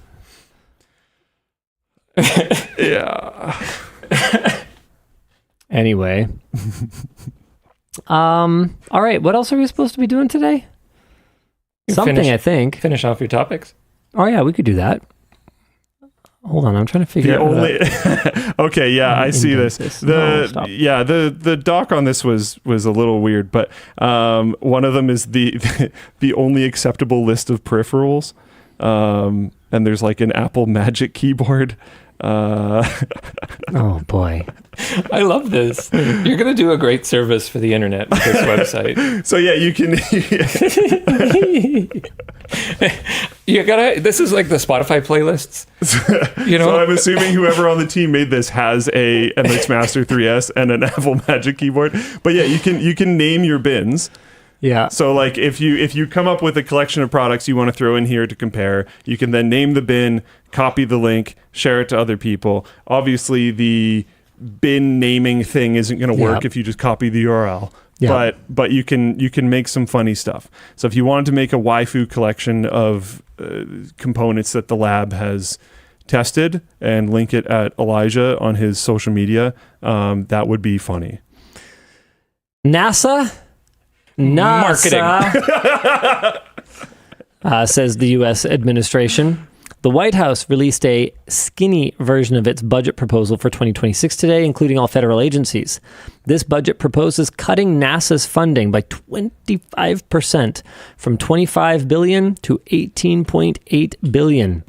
Some major legacy programs on the chopping block include SLS, Orion, and the Lunar Gateway, which are set to be phased out after Artemis 3.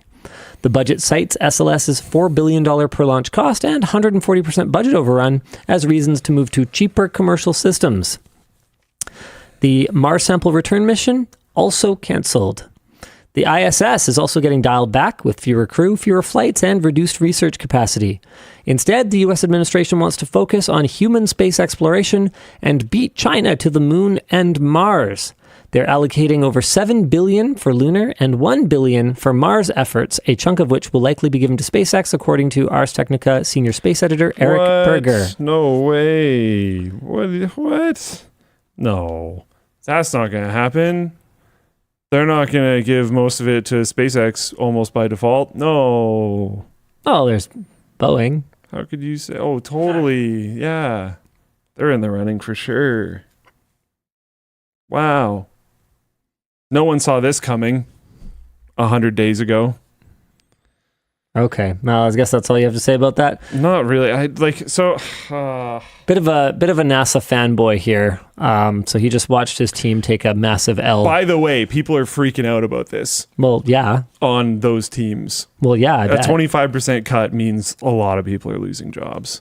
And I've heard, I don't know the legitimacy of this, I've heard But you can do better science with 3/4 as many people, right? Yeah, I mean, that's a big part of that. I don't know if that was in here, but a lot of that funding reduction was just science. And like if you look at a lot of American innovation over the years, like NASA has driven a lot of it.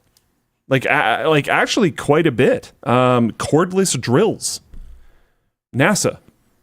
Like there's tons of stuff that you wouldn't really think about. Cordless power tools in general, as far as my understanding goes, and they're massively reducing their science budget, both like space and not Velcro, memory foam. People are just listing tons of stuff. Yeah, like this is a big deal for like innovation in the States.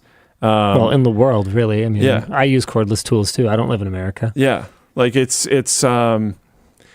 rough. It's not just like a lot of the writing when you look at like, oh, why are they doing this? SLS being really expensive, which like, yeah, I mean, it's way over budget and it's really expensive. Okay, I'm not really going to try to fight that too much.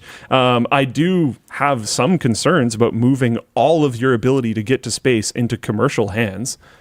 I don't know how cool that is. Well, they know always how well that's prioritize safety over everything else, right? Like, commercial entities.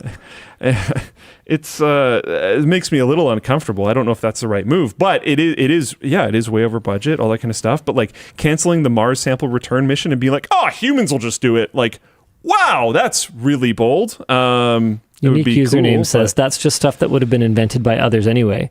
But it's like by that logic, why invent anything ever? Because someone's going to invent it at some point. Someone else will do it. Why don't we just wait? Yeah. Do you need your computer? Like, it doesn't matter if someone invented it, decades ago. You could have just waited for someone else to do it. By the way, NASA advancements have helped computer stuff a lot. Anyways, yeah, it's just I think the impacts of this are a lot more wide-reaching than people immediately realize. Well, that's because, I mean, we've talked about this on the show before, regardless of the political leanings. There is a serious problem with short administration terms incentivizing extremely short-term actions and short-term thinking. And it's a real problem because a lot of the time what is done is not really felt by the general consumer until much, much, much later. And when you go at sort of, scientific cradles of innovation like NASA, you might not feel it for, never mind like 4 years or 8 years, right? Which would be your 1 or 2 term presidency, right? You might not feel that for 25 years. Like, trying to think off the top of my head of like an older NASA innovation that there was something that was in the news recently that was like, yeah, they were looking at this. It was, I don't know if it was NASA, if it was one of the other big like national labs, but they were looking at this like years and years and years ago, decades ago, and like finally we were like, oh, whoa, here's an application of this. I'm sorry, I can't remember it off the top of my head, but there have been examples where it's not necessarily clear what the commercial application of this will be, but the work that's being done is still extremely important. What are we looking at here? Things that wouldn't have been possible without space travel. Oh yeah, cool. Camera phones, crash-resistant lenses, CAT scans, LEDs, landmine removal, athletic shoes, foil blankets, water purification system, dust busters, ear thermometers, home insulation, the jaws of life, wireless headphones, memory foam, freeze-dried food, adjustable smoke detectors, baby formula, artificial limbs, computer mouse, portable computers. I don't know if computer mice or portable computers are important to you guys at all. I don't know who got that list. It's not conclusive. That was on some random site that somebody in Flipplane shared. Don't forget the movie Apollo 13 starring Tom Hanks. True. Never would have gotten that without space travel. Good stuff. Important stuff. But yeah, like the reason why I'm so into NASA isn't just because like space stuff cool. Space stuff is cool. Super cool. Space stuff cool is objectively based. But that was NASA's website? It didn't look like it to me. NASA has a fair bit of credibility. If it was NASA's website, I don't mind it. It was. Yeah. What does it say at the top of the picture? One sec. Oh, whatever. I read something wrong. My bad. That was absolutely NASA's website. It's not conclusive though, so I don't know what's going on there. But anyways, it's because in a way it represents like human advancement. Like, it's not just space travel. A lot of it is science. Well, yeah, it's a that lot whole of it thing is with the astronomy. one small step for mankind and all that, one like giant leap. It's not just rocket cool, rocket go fast, space neat. It's like, this is how we like grow. There's that whole thing of like, every scientific discovery is this like tiny microscopic pimple on the circle of knowledge that humans have. And it's like, yeah, but when you do that a lot, the circle grow bigger. This was a big part of circle grow bigger. Like I don't know. It's rough. WD-40. I think this is bad for the world. It's also inspirational. Yeah, absolutely. Hugely so. Apparently not anymore. I mean, remember when we were kids wanted to be, what was it? Doctors, astronauts, lawyers, astronauts, and firefighters, and heads of state. And now it's influencers, TikToker. Yeah. Now they want to be you. Yeah. Being me is not that great. A little bit less so him. Yeah. Because they want to be bigger on the short form media. Yeah, that's fair. Yeah. And they probably don't want to be And then they like start older. figuring out the money stuff, and then they want to get on YouTube. Yeah. It's when they're a little older they want to get on YouTube. Yeah. I don't like that word. I prefer mature. Nice. That's me, blonde mature. Last week, user David the Runner posted on our subreddit their custom 3D holographic display, which has been added to their graduation cap. It reads, "I survived with SolidWorks, Microsoft Suite, OpenAI, and LTT." Hey, congrats on making it through university, but this does spark an interesting conversation about AI use in schools. David left a comment on the post talking about using AI to assist with some learning and to help with assisting in written works. Do you want to just, can I screen share? Yep. Super cool. It's pretty That's sick. awesome. Yeah. Super cool graduation cap. Absolutely chatted. Love it. What else we got? What else we got this week that we're supposed to be talking about? Yes. What's going on? Giant layoff bomb hits video games. After creative director Dan Rickert left Giant Bomb, its parent company, Fandom, hit the pause button on its subsidiary's production to perform a strategic reset and realignment of their media brands. This comes 2 years after much of the Giant Bomb core left the gaming outlet. Polygon has been hit with over 20 layoffs after being sold to by Vox to Valnet, owner of 27-plus ClickFarm publications. Valnet has been mired in controversy, including a lawsuit directed at competitor The Wrap for $64.5 million in damages due to libel from their article about Valnet owner Hassan Youssef's ties to porn and accusation of sweatshop-like working conditions. That's all alleged. The Wrap article seems pretty legit, and I think the lawsuit is a Hail Mary defense. This is from our writer. I don't know what OG means. Do we have a writer whose initials are OG? Not that I can think of. Anyway, allegedly. Original gangster? Yeah, but Thanks. in what is Thanks the for that, context, Dan? Original Gangster, the Rap article seems pretty legit. Yeah, okay. Guys, it's fine. EA has laid off between 300 and 400 employees this week, with 100 of them coming from Premier Studio Respawn, which has resulted in 2 game cancellations, including, sorry, Luke, a new Titanfall-based extraction shooter. This was so depressing to hear. Narrative designer Heather Woodward was one of the people let go just 24 hours after the reveal of the first character that she wrote for Apex.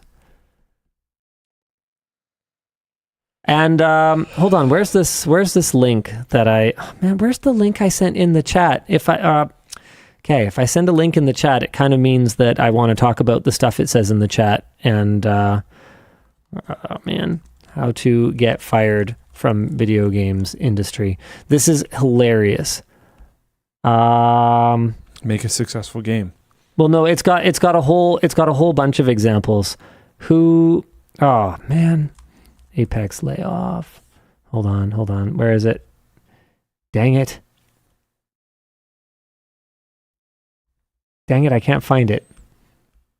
Is it from PC Gamer? Yeah, this is it. This is it from PC Gamer. They've actually got a pretty, I don't want to call it funny because this is really terrible news, but they've got a humorous take on the situation. Let's look at all the reasons why you might get laid off while working on a game, shall we? Your game doesn't do well. Okay, sure. Your game is called a success by Microsoft. Microsoft lays you off. You help make a game as successful as Marvel Rivals. You are then laid off. Your studio gets acquired for over $60 billion. You are then laid off. You endure executive pressure that forces you into making games your studio isn't good at making. It doesn't go well. You are then laid off. I guess that was Monolith, I assume. I'm assuming, yeah. I don't know. Oh, no, this is Arcane. That also makes sense. Okay. Someone decides your portfolio needs to be aligned, reorganized, restructured to become more flexible, agile, versatile under economic industry conditions. Meanwhile, your CEO might have spent $2 million on vintage cars. You are then laid off. Now we can add, you dared to work on a video game to that list, I guess. This is, I don't understand I'm not understanding the logic here. Can you help me understand the logic? Can any of you help me understand the logic? Are any of you video game executives? Well, I think, okay, this has nothing to do with the video game industry. They could be. You don't know that they aren't. I think there's been a strong correlation since like 2023 of shrink company stock go up.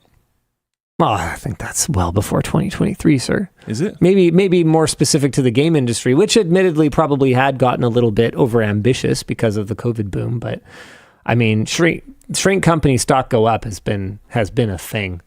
Yeah, but there was a lot of drive, like especially in 2020, but also before 2020, before COVID stuff, for gaming and tech companies to massively inflate their staff for numbers. Gaming and tech companies, yes, but I'd say more generally, especially if a company is, falling slightly short of analyst projections. So shrink it, yeah, that's been a thing for a long time. Shrink it, stock go up has been a thing for a long time. I don't think we've seen it in gaming and tech for a long time. And then in COVID eras, they cranked the inflate the staff numbers harder than ever before. And then coming out of it, they're like, oh, wait. There's this way to pump the stock where you just fire a ton of people. Okay, there's a few things in Float Plane chat. This is a very passionate topic for them. Jack Welch, former GE CEO, apparently started the fire people to make stock go up trend. That was a long time ago. But we already we're all caught up on that. Alana Pierce apparently has a really good video about these layoffs. So you guys are apparently going to want to go check that out. Source FSP9. But there was actually another one that I wanted to look at here, and this is from Screenies in the Float Plane chat. CEOs of these companies need to stop selling their studios to giant corporations. But here's the thing. It's not quite that simple. And when we toured Monolith, it was actually shortly after their acquisition, and talking to folks there, the decision kind of made a lot of sense. Monolith was, I would say, like more of a AA developer. Do you say that's a fair assessment? I wouldn't call a game like Fear AAA. Yeah. Like it was on a relatively small budget. What's the definition again? AAA big games. Budget, essentially. Yeah. Do you guys think that's a fair characterization? I think so. Characterization? I think so. I would say so for sure. So I would say, Monolith is like a double A game maker. And even at that time, this was years ago, right? Even at that time, they were looking at the trend in the gaming industry that of development costs going essentially parabolic, and the returns going parabolic as well, but only for a small handful of successful titles. So basically, what you were locked in was this endless cycle of like, bet the entire farm, work, grind, crunch, until you finally get to release, hope that you have absolutely nailed it, right? Because you bet everything. So you're swinging for the fences, you hope you nailed it, you get this enormous windfall of cash that's even bigger than last time. Everybody has a party. Realistically, a lot of people still lose their jobs, like QA staff are not really needed toward the beginning of game development, where it's more about ideation and laying a groundwork or whatever else. And then you rinse and repeat. Because the expectation from the customer is bigger and bigger and bigger. I mean, why do you think it's taking Rockstar so bloody long to make Grand Theft Auto 6, which just got delayed? Ogresaurus in Full Plane chat said, then you made Starfield. Oof. Well, that's exactly it. And so to answer your question, well, why do they sell out? They sell out because that's exhausting. And it's terrifying to go all in. I can tell you guys, as a business owner who has gone all in multiple times. Imagine you just make one product every like 5 years. And if that product's not a banger, like, ouch. And even if it is a banger, how many copies of Freelancer sold? I want to know. I want to know how many copies of Freelancer sold. Okay. The video game Freelancer is reported to have sold approximately 20,000 copies in the UK during the first half of 2003. While exact total sales figures are not readily available, there were hopes that the game would sell at least 500,000 copies. And I can tell you that if it did 20,000 in the UK, it sure as hell didn't do 500,000 copies worldwide. It was an awesome game. Awesome. So good. That doesn't mean it's successful. Yeah, people are bringing up Titanfall. Just because a game is great doesn't mean that it's going to sell. So you could do everything right, and you could still get fucked. And like Titanfall was largely, a lot of people's opinion on that was that they were the release window. Prey. Lack of marketing and stuff. Prey was a super cool game. Total commercial flop. I mean, as far as I could tell, they probably gave away more copies with GPUs than they actually sold. So that's the thing, right? So why do they sell out, Luke?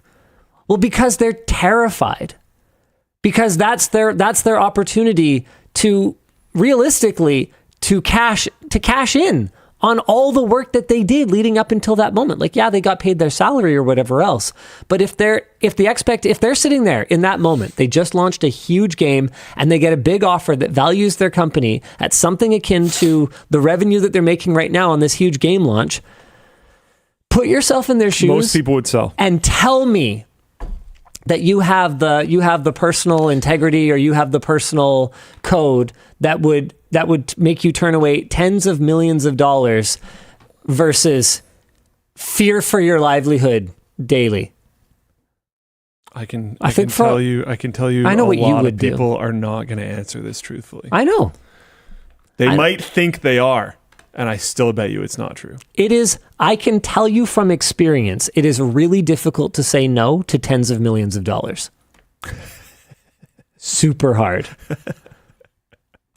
Doesn't regret it. Super hard. Kind of based. Super hard, though. Not easy decision. And you know what? I got to tell you that I had it's a weird flex. I had a big advantage there. Huge advantage. Because when my offer came, we weren't starving. I had literally just purchased my dream home. Yeah. Right? We were in a sustainable space, right? Like, we never took startup capital. We weren't like spending someone else's money and trying to figure out returns and then taking the windfall and having to reinvest it, maybe even go into debt towards the end of it to get this thing over the line, take on investment. We weren't playing any of those games. I was running a profitable month to month, year to year, even day to day. I was running a profitable company. And, realistically, another $10 million wouldn't have changed my daily life. It just wouldn't have really made a difference. And yeah, that is an extremely privileged position. And I recognize that is realistically a huge part of why I was able to make the decision I was able to make. But when making payroll every week is like absolutely freaking terrifying, I can understand. I would not do it. I can understand someone doing it. And I really don't believe that a lot of people that would be like, I wouldn't do it. I don't believe that most of them wouldn't do it. Me neither. I've been in related scenarios, so I can kind of trust my own answer, I think. But yeah, I don't know. Yeah. So our worksman in Floatplane chat put it really well. I came to my decision from a position of power, not a position of fear. If I had been in a position of fear, it would have been totally different. I had a little bit of fear, which was a big part of why I even started the conversation in the first place. To be clear, when I say started, I mean was receptive to the conversation. I didn't reach out. And that fear It's was also that, just an interesting conversation. Sometimes you want to have those conversations even with zero intent. I like knowing what my stuff's worth. Yes. It's like getting your coin collection assayed. I want to know what my company's It's worth. an interesting conversation. Yeah. So we hadn't launched Backpack yet. So I had some fear that we had made an enormous bet that wasn't going to pay off. But as I talked about prior to the Backpack launch, which was a big part of the whole Trust Me Bro controversy, we even were approaching that large bet from a position of strength. If I had to refund every single one of those backpacks, I could afford it. I knew that, right? I wasn't in the position of like a game company, of someone on in a leadership position at a game company where they literally wouldn't know where their next meal was coming from if their next game flopped. And this isn't always true. No. There are companies that have that are much more financially stable that still sell out. There's all these different scenarios, right?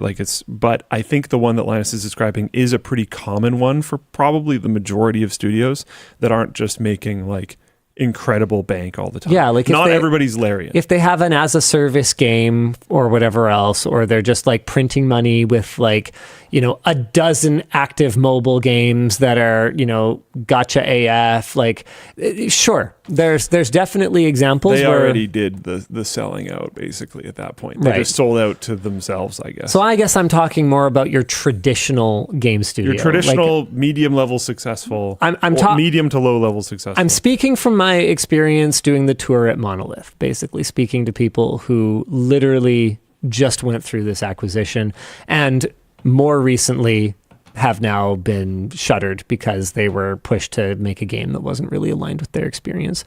No, that one was the Wonder Woman IP one. Sorry, that was actually a slightly different situation.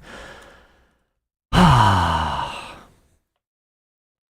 mean, pay 90 brings up a good point. I mean, technically, even Larian's kind of got some That's Tencent a ownership. misleading. Yeah, the way it was originally typed is a misleading statement. But they had to go sniffing around for money. And if anything, I think that kind of adds strength to the point that I'm trying to make, where it is a ruthless, cutthroat Brutally. business. It's tough. One of the most, probably. And if someone succeeds in that business and gets an opportunity to get theirs and they take it, we cannot agree. We cannot like it. I can understand. But I think that there are very few people, and you might be one of them. I believe you are probably one of them. You might be one of them who would say no, who would walk away from it and who would swing for the fences again and again and again and would never get tired of it. But I do believe that most people would just say, well, I mean, I got to eat. My kids got to go to school, Especially when you have dependents. Yeah. My wife's got to drive a nice car. My family member has whatever problem, some illness that I could solve with this. Just imagine. Yeah. I mean, look at what people will do for, the payouts on something like Beast Games. Yeah. Right? Or just Mr. Beast's videos in general. Look no further reasons, than that. right? Like I'm in a fairly privileged position that no one in my life is in one of those scenarios, right? So if my mom was not going to make it unless I had a ton of money to ship her off to some country to pay for some really expensive operation, and somebody was like, you could do this thing, yeah, you do it. Yeah. No question. So there are lines. Everyone right? has lines. In my current scenario, I can resist because I'm fine and I'll be fine. And I enjoy swinging for the fences and I like it when it's hard. So, pause. But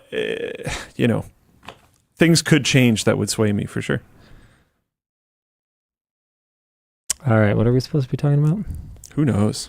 Oh yeah, the giant layoff bomb. Yeah. DOJ antitrust plan could kill Google search. Testifying during the remedies phase of Google's search antitrust trial on Wednesday, Google CEO Sundar Pichai claimed the U.S. government's plan to rectify Google's search monopoly might make it hard to justify continuing to build a search engine at all. The government has proposed that Google be required to share much of its search data and search index with competitors for a marginal cost. Pichai said that this would be a disaster that would allow anyone to completely reverse engineer end-to-end any part of our technology stack. Pichai's testimony also touched on the government's proposal to force Google to sell Chrome. Several companies have expressed an interest, but Pichai argued there's no other company that could match Google's care for the browser. Google spent tens of billions of dollars on Chrome in the past decade and is responsible for more than 90% of the code commits to the open source Chromium project, which makes up the core of Chrome and several other browsers. This comes as Google's share of global online search traffic has dipped below 90% for the first time in a decade and has dropped below 80% in the desktop PC segment. I mean, isn't Google basically like not going to bother making their traditional search engine anymore anyway? Isn't that kind of the direction that we're going? Feels like it. I think we're just going AI at this point. In other Google news, Google has killed smart features for their first and second gen Nest thermostats. They will be killed effective October 25th, 2025. Okay, so hear me out. Actually, not hear me out. I want to hear your take on this. The first gen Nest learning thermostat came out 14 years ago. You can still use it as a normal thermostat. What are the what features? Well, the like learning and I guess the app control, right? I think there's a difference between killing and no longer supporting. Is it being killed or are they no longer supporting it? It is effectively being killed. You can't use the mobile app for control anymore. Scheduling. So this is why, this is a huge part of the reason why I put a strong preference on if I'm buying something that, I mean, this happened with, what was it, the floor cleaning robot for Smash Champs or something? Mm-hmm. You were like, what happens? Can I I don't remember the exact. Can I still use it if the internet goes out or whatever? And they were like, what? And your reason was because you guys might not exist. And they're like, of course we'll exist. This is my whole point. If the smart learning stuff I paid more for upfront sticker price because the hardware in order to do that is in the device and it happens locally, I am personally much more willing to buy. I don't think that's universally true. People look at the sticker price, do it entirely based off that. So they want the cheaper device where it happens remotely. But this is why, right? I think I'm still mad. I don't think I care that it's 14 years ago because I didn't necessarily buy it on launch day. So that timeline is honestly probably shorter. Yeah. And I'm not saying I'm not mad because this thing is sold with these features and it never said, hey, we'll turn them off in 14 years. Yeah. And if you bought it 7 years ago, it didn't say, hey, we're going to turn it off in 7 years. No, when I saw 14 years. So it said it still works, WTF. They're killing specific features. They're not saying that it's not working at all. Yeah, when I saw 14 years, I was like, I don't know. Do you really expect something to last 14 years? And I was like, yeah, I do. A thermostat? Yes. I expect a thermostat to last as long as my house. Pretty much, yeah. What are we even talking about here? Yeah. This is not a smoke detector, change it every 5 years or 10 years or whatever. This is a freaking thermostat. I don't have one. Is there the app control was the selling point? Yeah, he knows. That's what he's saying. What Guys, are you talking about, man? That's what he's saying. No, it's the same guy. He said it still works, WTF. And he said the app control was the selling point. What? What are you talking about? What are you talking about? Because my point with if there's things on it that happen locally, it becomes a dumb thermostat now. So there's no learning anymore. And the easy thing to do, if a lot more of the stuff happened locally, which maybe it does, maybe it doesn't. I don't know this product very well. But the easy thing to do would just make it so that people could control it with Home Assistant or something. Yeah, but that's not that easy. You can't ask people to set up flipping Home Assistant. But it would be much cooler on the company if they allowed people to. I don't know that it doesn't, to be clear. Pyro Pinky says you can use Home Assistant. You can, but you can't expect a normie to but that is better. Do that. This is the problem with the cloud. This is the problem with anything that's in the cloud. They are disabling Home Assistant access? What? Are they actually? Okay, this is worse than I thought. I don't know if that's true or not. The whole thing should just be immediately open source if they're killing it. If it's a smart device, if it has a processor on it, then that's the right thing to do. They should just say, okay, well, here you go then. Nest works locally but won't work with hardware assistant. So it's just losing app control. Even the app control thing is weird though, because like we said earlier, right? You buy a product on a list of features. I think something needs to change legally, and I don't know what it is. But you shouldn't be able to sell a product and then as a company take features away from that product, right? Like that doesn't seem right. Man, this is tough. So is there like a legal period of time? Insomniac points out that the hardware can't do modern cryptographic ciphers, which could legitimately be a good reason to EOL it. They are offering a discount. That's an interesting one. On a new thermostat for a 4th gen Nest Learning thermostat. They will give you, looks like $130 off, bringing it down to $150. But boy, is that ever a lot of money to rebuy a thing that I thought I was buying. But yeah, I don't know. I don't think it's okay. Aggie says it's not fair to ask them to give that IP up. We're not asking them to give it up. We're asking them to support it. And then failing that, well, I guess they better give it up. They're making a choice, though. Also, if it's 14-year-old software for a thermostat, it's probably fine to give that up.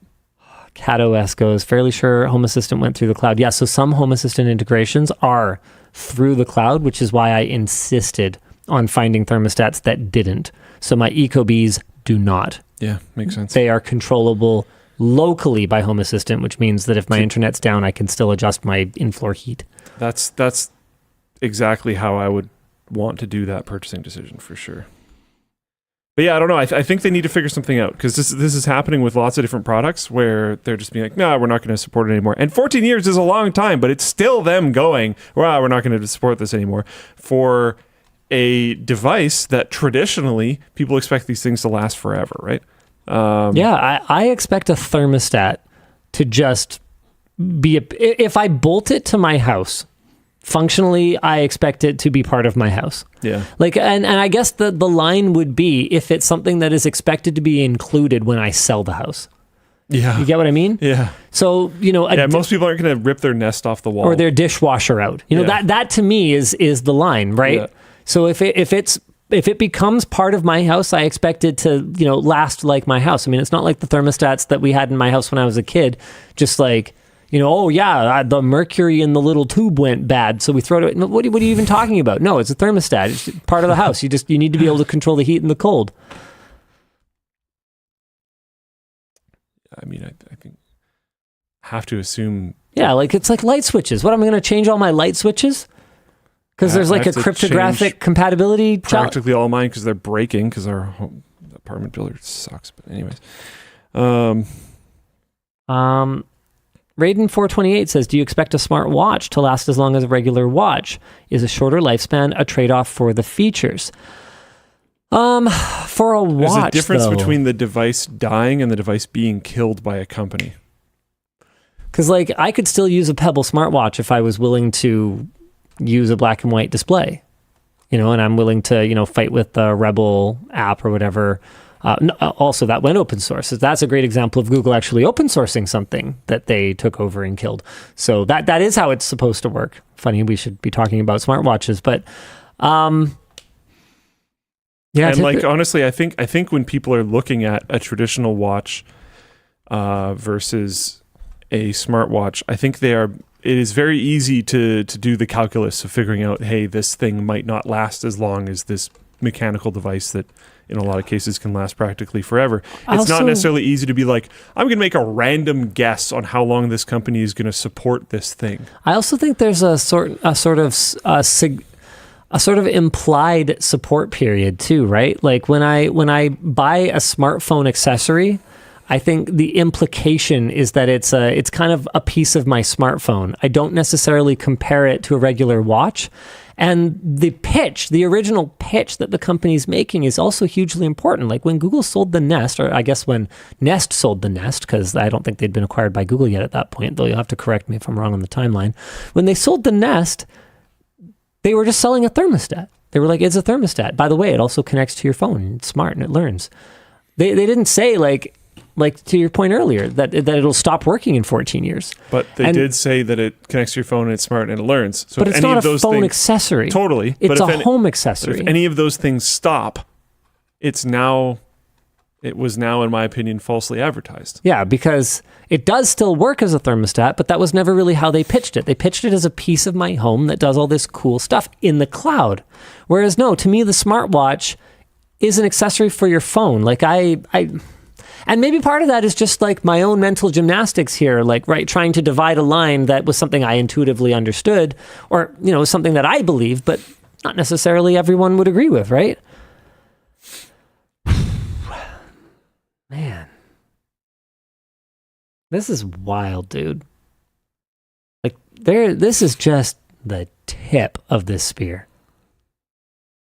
Yeah. This is becoming more and more of a problem. Every smart device anyone's ever bought is going to be deprecated at some point, and probably not properly, in our opinion. Yeah. And then what? It's e-waste. That's it. Okay, after dark time. Hit me, Dan. Look at that. One button. Like an absolute bouse.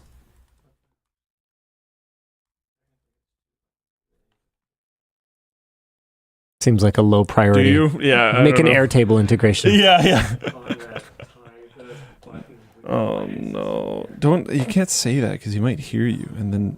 Yeah, don't give Conrad ideas. He just does stuff sometimes. No, stop it. Techie Dan, Large Luke, and Short Linus. Question for you all. Other than a VPN, what protections do you guys use for the privacy of the content? And I'm muted. I'm muted, of course. Fake emails. Hey, Techie Dan, Large Luke, and Short Linus. Question for you all. Other than VPN, what protections do you guys do for your privacy of the content? Fake emails, fake personas. I have multiple people. Here we go. I know their full names, first, middle, last. I know lots of these random types of details. They have profiles online. They have emails, all this kind of stuff that I can just whip out at any time. They're not real. Made them up mostly when I was like between. Tell me you were involved in some shit without telling me you were involved in some shit. So, and I still got them. They can be pulled out at any time. For a long time, I would use the White House as my address for like everything. Nice. Netflix, my address was the White House the whole time. I have to imagine some random junk mail was addressed to me and sent to the White House and thrown out at some point. Nice. It's pretty cool. That's actually pretty based. I'm relatively certain that happened. Very little. I basically use a VPN exclusively for Linux ISOs because I never know when I'm going to want to like fire up a game, and I don't want to have to like remember to turn off my VPN. And I could configure it to only, use certain applications through the VPN, but I have not been arsed to do that. So that's where we're at on that. I mean, this is a terrible take, but I have nothing to hide. Well, and that is a terrible take, and that's not even what you believe. But I have nothing to hide in a non-oppressive regime, and in a societal position of strength. That's still a bad take. It's a terrible. I just told you it's a terrible take. I think your thing is more that everything's already been breached. My privacy ship sailed. So long ago that even if I did have stuff to hide, I would have basically no hope of, concealing it from the next hour-long expose. It's like locking the windows when all your doors are off the hinges. It's like, well, all right. And I'm not saying that anything that I'm doing applies to any of you guys. And there are still some privacy steps that you take. Like what? There are some. Oh, yeah, I take some. But you're just not that into it because you're pretty compromised already. And realistically, right, like I really found that the amount of interest in my private life and my private life's details declined sharply when I just started publishing it. Like when it was hugely life-changing for me when we published the address of Linus Media Group on Google Maps. Because all of a sudden, all of the where's the office? Where are they based? Blah, blah, blah, blah, blah, blah. It just went away. Just completely went away. And, there's obviously still steps that we take with respect to physical privacy and security. But, I'm not deluded, right? Like I'm obviously aware that I drive a pretty distinctive car. That is a decision that I have made, knowing what the security and privacy implications are. I don't think that I'm a particularly polarizing figure for the most part.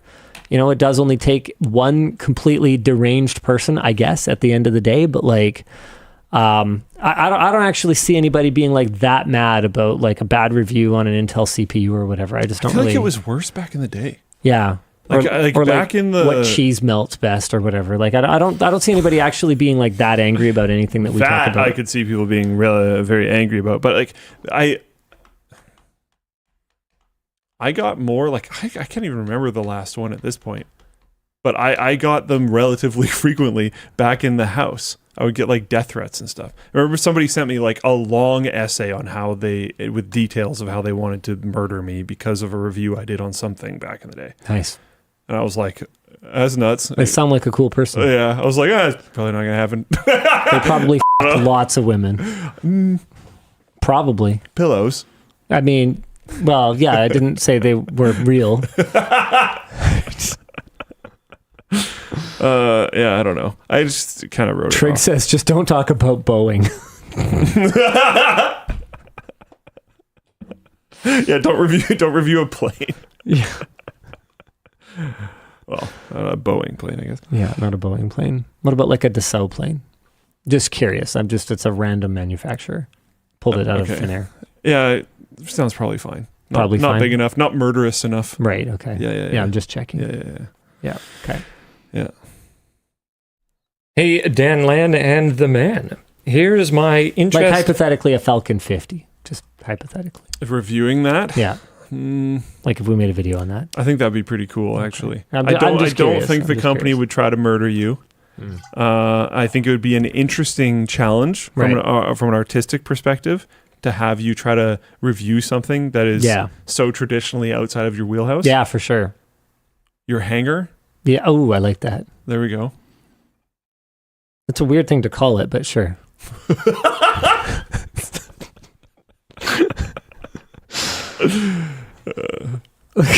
Sorry, go ahead, Dan. No, that's fine. Hey, Dan Land of the Man, here's my interest-free loan. How does Floatplane differ from other creator-run content platforms? How's it better or worse than them? Can you guess who the man is? Luke? What? Sure. Let's go with Luke. Sorry, what was the thing? Dan, Lan, and the man. They wanted us to guess who the man is, because Lan could be either of us. I don't know. Oh, man. I saw you were ready for that one. Dude, that was so good. That was crazy. Oh, That was nuts. nailed it. That was actually wild. Oh, man. That was awesome. This is a high note. Are there more merch messages? Because I just want to end the show now. That was awesome. That was pretty good. Wrap it up, everyone. Oh, that was great. No. We got a few more. Okay, we got a few more. Wow. Yeah. So how does Floatplane differ from other creator-run content platforms? I wouldn't say that functionally it's that different. Right? Like it's a way to safeguard our income streams. You guys saw Floatplane makes up, I think it's 7% of our total income. We're actually over 40,000 subscribers on Floatplane right now. So thank you guys so much for your incredible support. It's a way of engaging more closely with our most committed community members. So it's awesome that way. You get like kind of extras and behind the scenes, a little bit of early access sprinkled in here and there, secret shoppers doing early access this time around on Floatplane. So they all kind of like, I would say, function the same way. But what I'd say is really cool about Floatplane. Similar way. Yeah. Similar I think ways. the main dividing line between the platforms is the subscription model. Sure. Yeah. Whether it's a subscription, like an all you can eat for multiple creators, or whether it's in-house for only one single creator, like we saw at Rooster Teeth, or whether it's kind of, I'd say we're like kind of a hybrid, where I'd say the closest thing we are to is something like a Patreon, where you can sign up as a creator and then your money that you get from your subscribers is your money. Except the difference is that our fees are structured around being really heavily focused on video content delivery. Theirs are also percentages, and ours are flat rates. Like there's little differences in the subscription model, but the overall flow of like come to platform, pay money, receive content. Pretty similar. And not compete with YouTube. is something that they all have in Please. common. But I would say the thing that sets us apart the most is our team. I think our team's super cool. I think our team's incredibly talented. Yeah. I'm not saying any of the other teams aren't cool or talented. I'm sure they're very cool and very But talented. we like ours. But we really are super like into ours, and I think it's really incredible what they've done on the technology side. I think from the outside, a lot of our stuff looks kind of basic sometimes, and we kind of honestly suck at some of the more businessy sides of things. Like the fact that we still don't have like a trial, is sort of embarrassing. Like we know that. There's a few things like that. There's a few things like that, but in terms of like the player tech, it's like really good.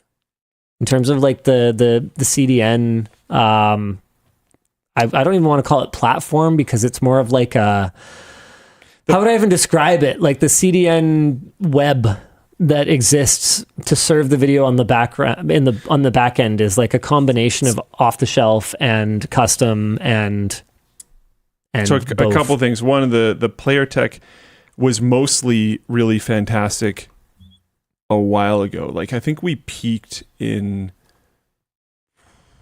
I'm not very good with dates. I'm going to guess like 2018 with the color thing. That was pretty cool. That was pretty wild. We were like legitimately the only ones able to serve full color on Chrome, and I think it was Firefox. Non-edge browsers. Yeah, like it was weird. There was a situation where Netflix was advertising people watching Netflix in Edge, but that was not a thing that Microsoft was sponsoring them to do. They were telling people to watch it in Edge because it was the only way that you could get full color. Like proper color, like it wasn't like washed out or it wasn't like shifted. It was really weird. But while they were running those advertisements, we had a player that could play full color in those other browsers, which was really sick. These days, we tend to give better quality video, but there isn't as much special differentiating sauce in the player. I'm just being honest. Yeah. And then what was the other thing that you said? There was the player. The CDN side. Oh yeah, the CDN side. So we made this thing called Float CDN back in the day, where it was a multi CDN solution, so we could automatically kind of like switch between which one was the cheapest. Due to bargaining and whatnot, these days it's like for VOD, it's like pretty much just Cloudflare. But we still have the tool. It just doesn't. And if our deal with Cloudflare changed, we can turn it on. Pray I don't alter it any further, Yeah. Then we have that. Yeah. Which is pretty cool because we were operating extremely bootstrap. And so just, I don't know, let's just hire someone who knows AWS and implement that. That was not an option. We needed to generate revenue month to month. I mean, it was an option if we just wanted to lose more money. No, well, I mean, it wasn't under the marching orders that you gave us at the time, which is still the marching orders that we have, which is that it needs to be resilient. One of your biggest things was like it needs to continue to exist, because at that point in time, the biggest problem with these platforms is they'd pop up for a year, maybe a year and a half, maybe 2 years, and then die. And they would just disappear. And it was really frustrating for creators because you bring your audience to this thing and then it's just gone. And I actually forgot one of the other major pillars was no FANG should be able to just arbitrarily decide that you don't exist anymore. Yeah. And that's a huge part of the way that Floatplane is architected. No FANG company, and I guess FANG's like expanded. The old one. Yeah, it's expanded. Marvelous 7 or whatever it is. Like no one entity can just be like, no. And there's stuff where like OVH, for example. If OVH just pulled the plug, it would hurt. It would suck. We're not gone. We might be gone temporarily. Have we ever publicly acknowledged like how much of our hosting is in OVH? A lot of it is. It's not all. Okay. I'm just wondering if we've ever publicly acknowledged that. You used to be very squeamish about like talking about where anything was hosted or anything. Security through obscurity, I guess. I think I have mentioned it since. It's so like, I don't love talking about this stuff, but it is very easy. Like if someone's interested, you can figure that out. Okay, cool. Pretty easily. I'm just checking. I'm just, I never know where your comfort zone is. Like I actually messaged him earlier today. We had an old video idea. I've been going through our doc and kind of categorizing things. My answer is probably not, but honestly, just because it's less interesting these days. Like that thing with the player. I think you underestimate. It used to be more interesting. But we could include some of the history, which I think would be super cool because it's stuff we've like never talked about. And I think it would be a chance to highlight some of the accomplishments of that team, which I think would be super cool. Yeah, it could be pretty cool. See, I know how to tug on his heartstrings. I'm like the AI chatbot with the researchers. I've been thoroughly briefed on him, and I know which strings to pull. But think of highlighting your team and their accomplishments, Luke. I wasn't on board. I wasn't on board until you said that, and then now I'm kind of down. But yeah, no, we had an idea to just do like, how does what the heck is float plane and how does it actually work? There might be a really good timing for this. Is that what made you think about it? That's part of it, yeah. Yeah, that makes sense. Yep. Okay. Is that a good enough answer on that? Cool. I forgot what the question was, but yeah, how float plane good? Yeah, okay. Cool. Yeah, cool. Let's see.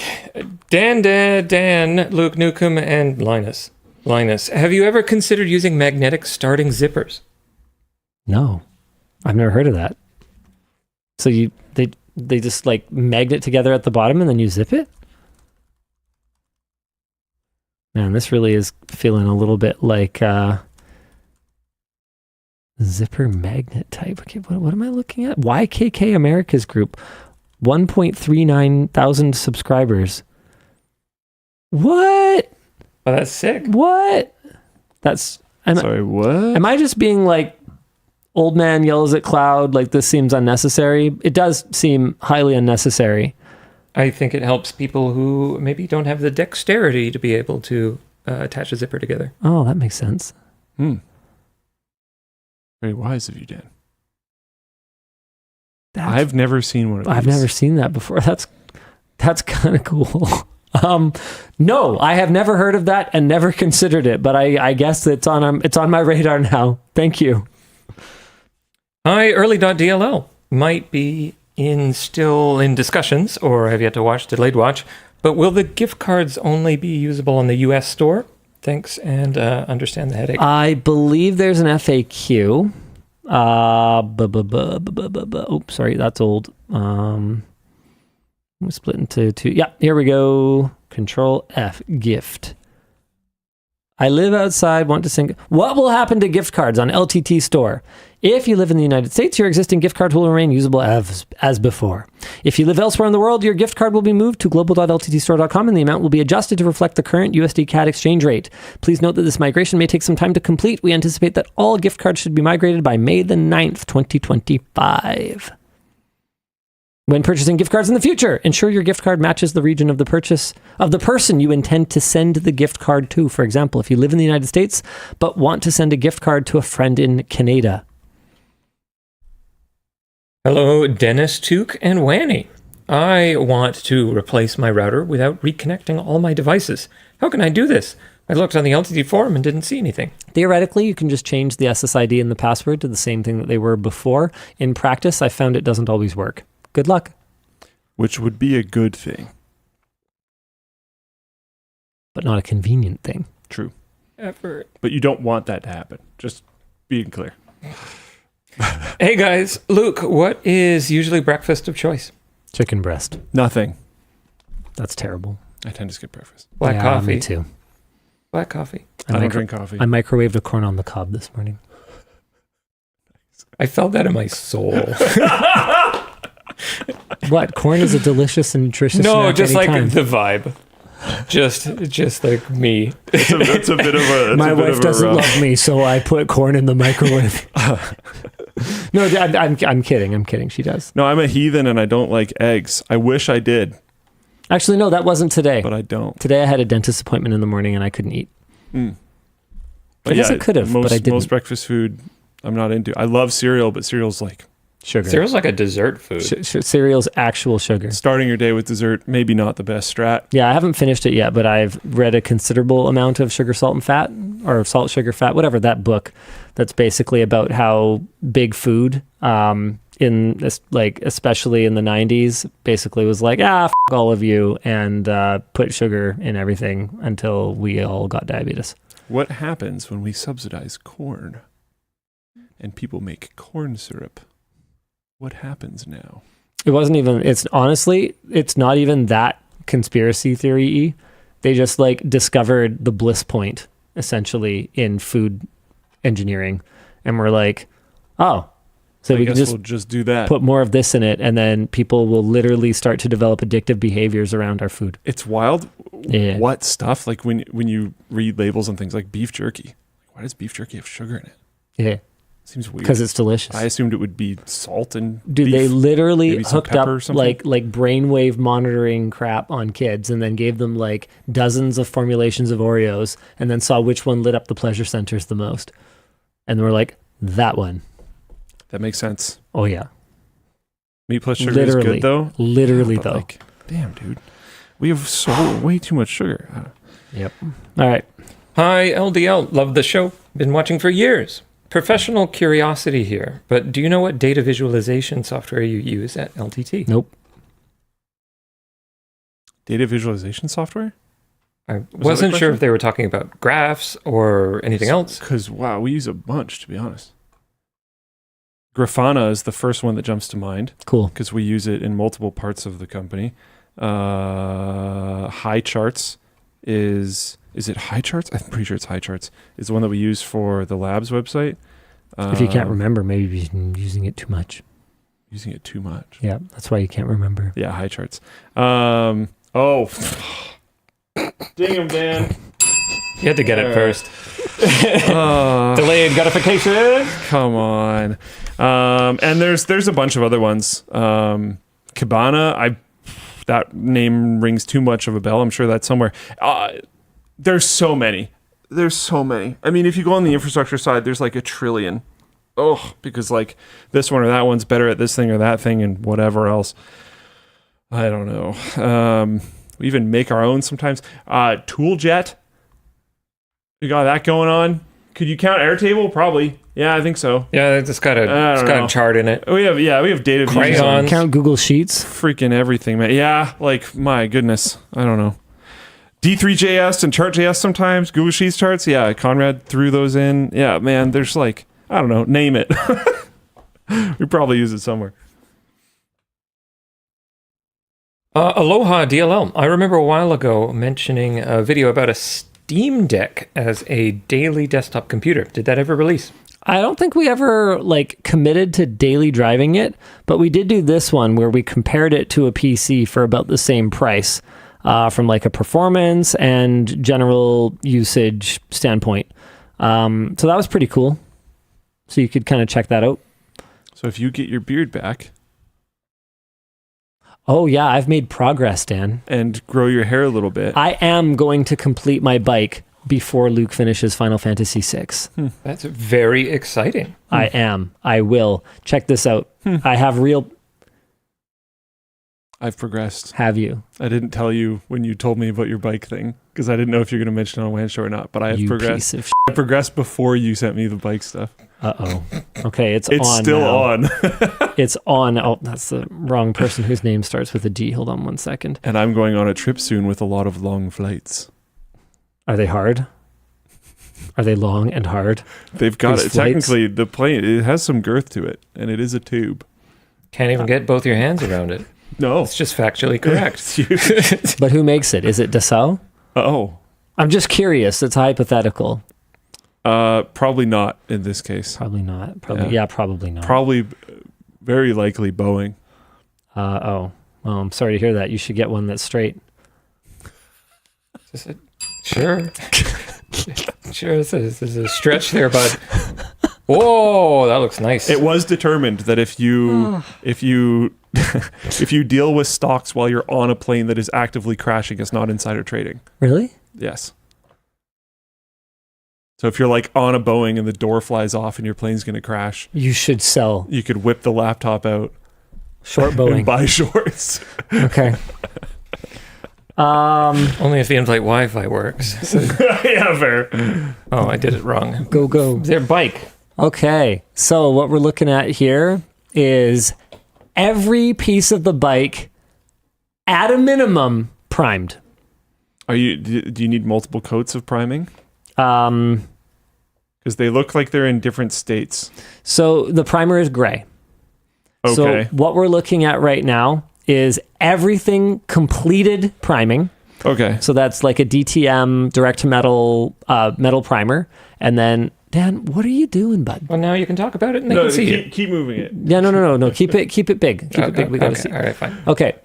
Some of the pieces are fully coated in white. I need white in order to get a vibrant pink. I discovered this when I was doing the many experiments that I've done over the last couple of years. So I need a nice, even, vibrant white in order to get a nice, even, vibrant pink, which is what I'm going for. So there's a couple of pieces in between the two wheels that are done in the white.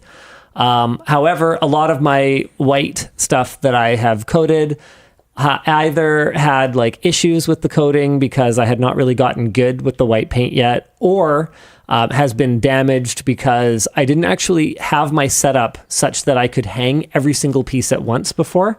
And that caused a ton of problems for me, like just a ton of rework and resending and recoding and then doing it again. So I finally just put another rack in there so I can actually hang every single piece of it all at the same time now. Some of them, so you can see on the front fairing there on the far left, top left. Yeah. There's like some blasted bits of primer over top of the white. Yeah. That's areas where the white was damaged or the coverage wasn't very good and I need to the close hit left it again. portion, is that shadow? No.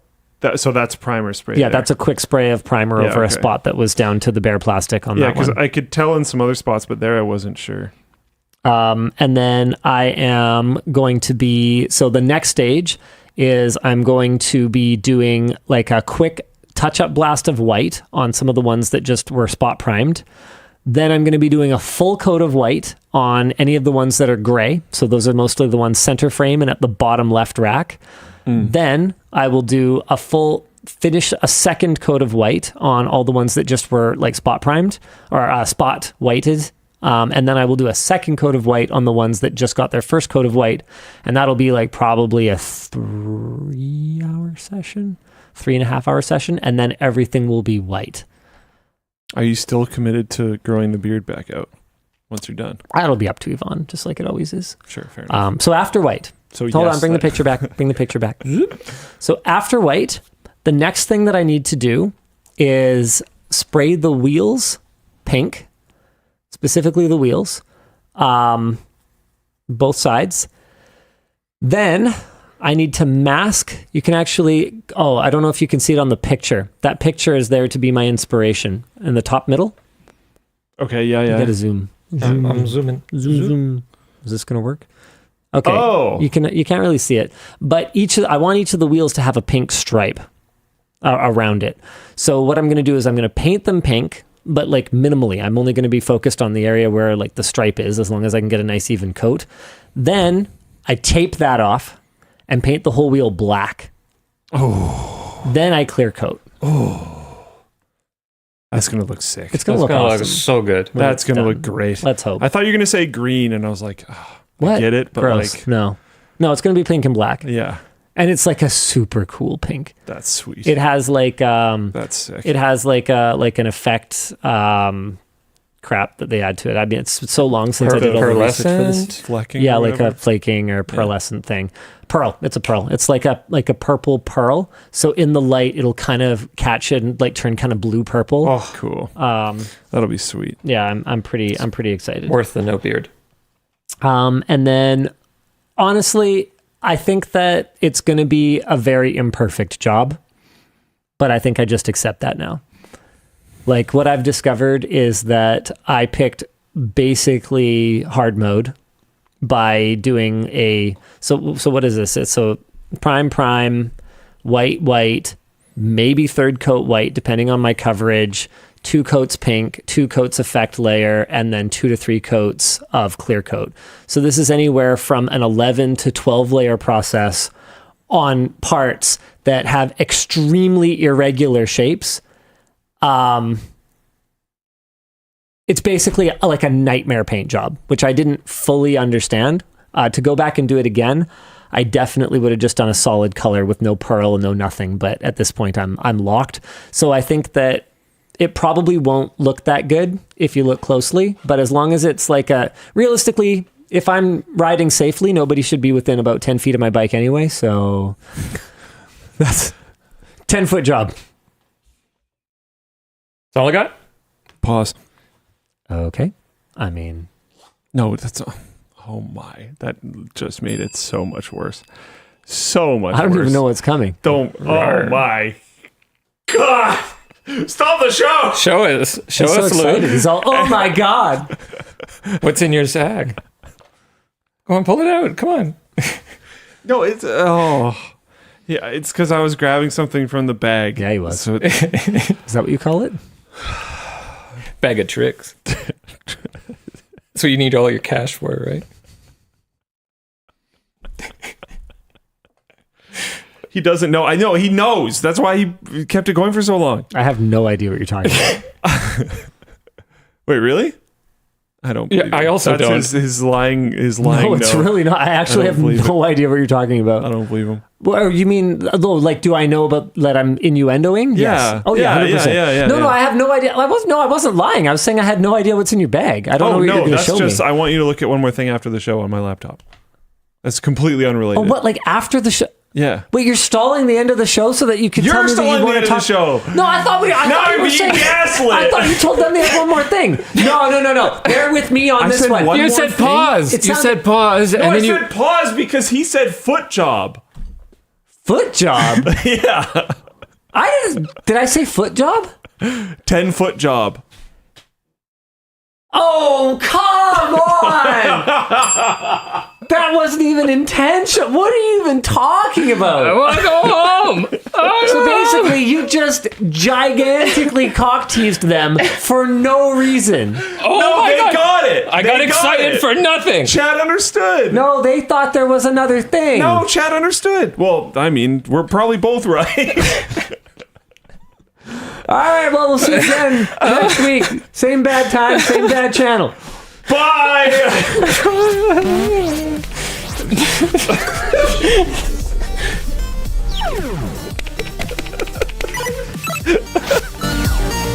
Yes, I'm thinking he killed himself.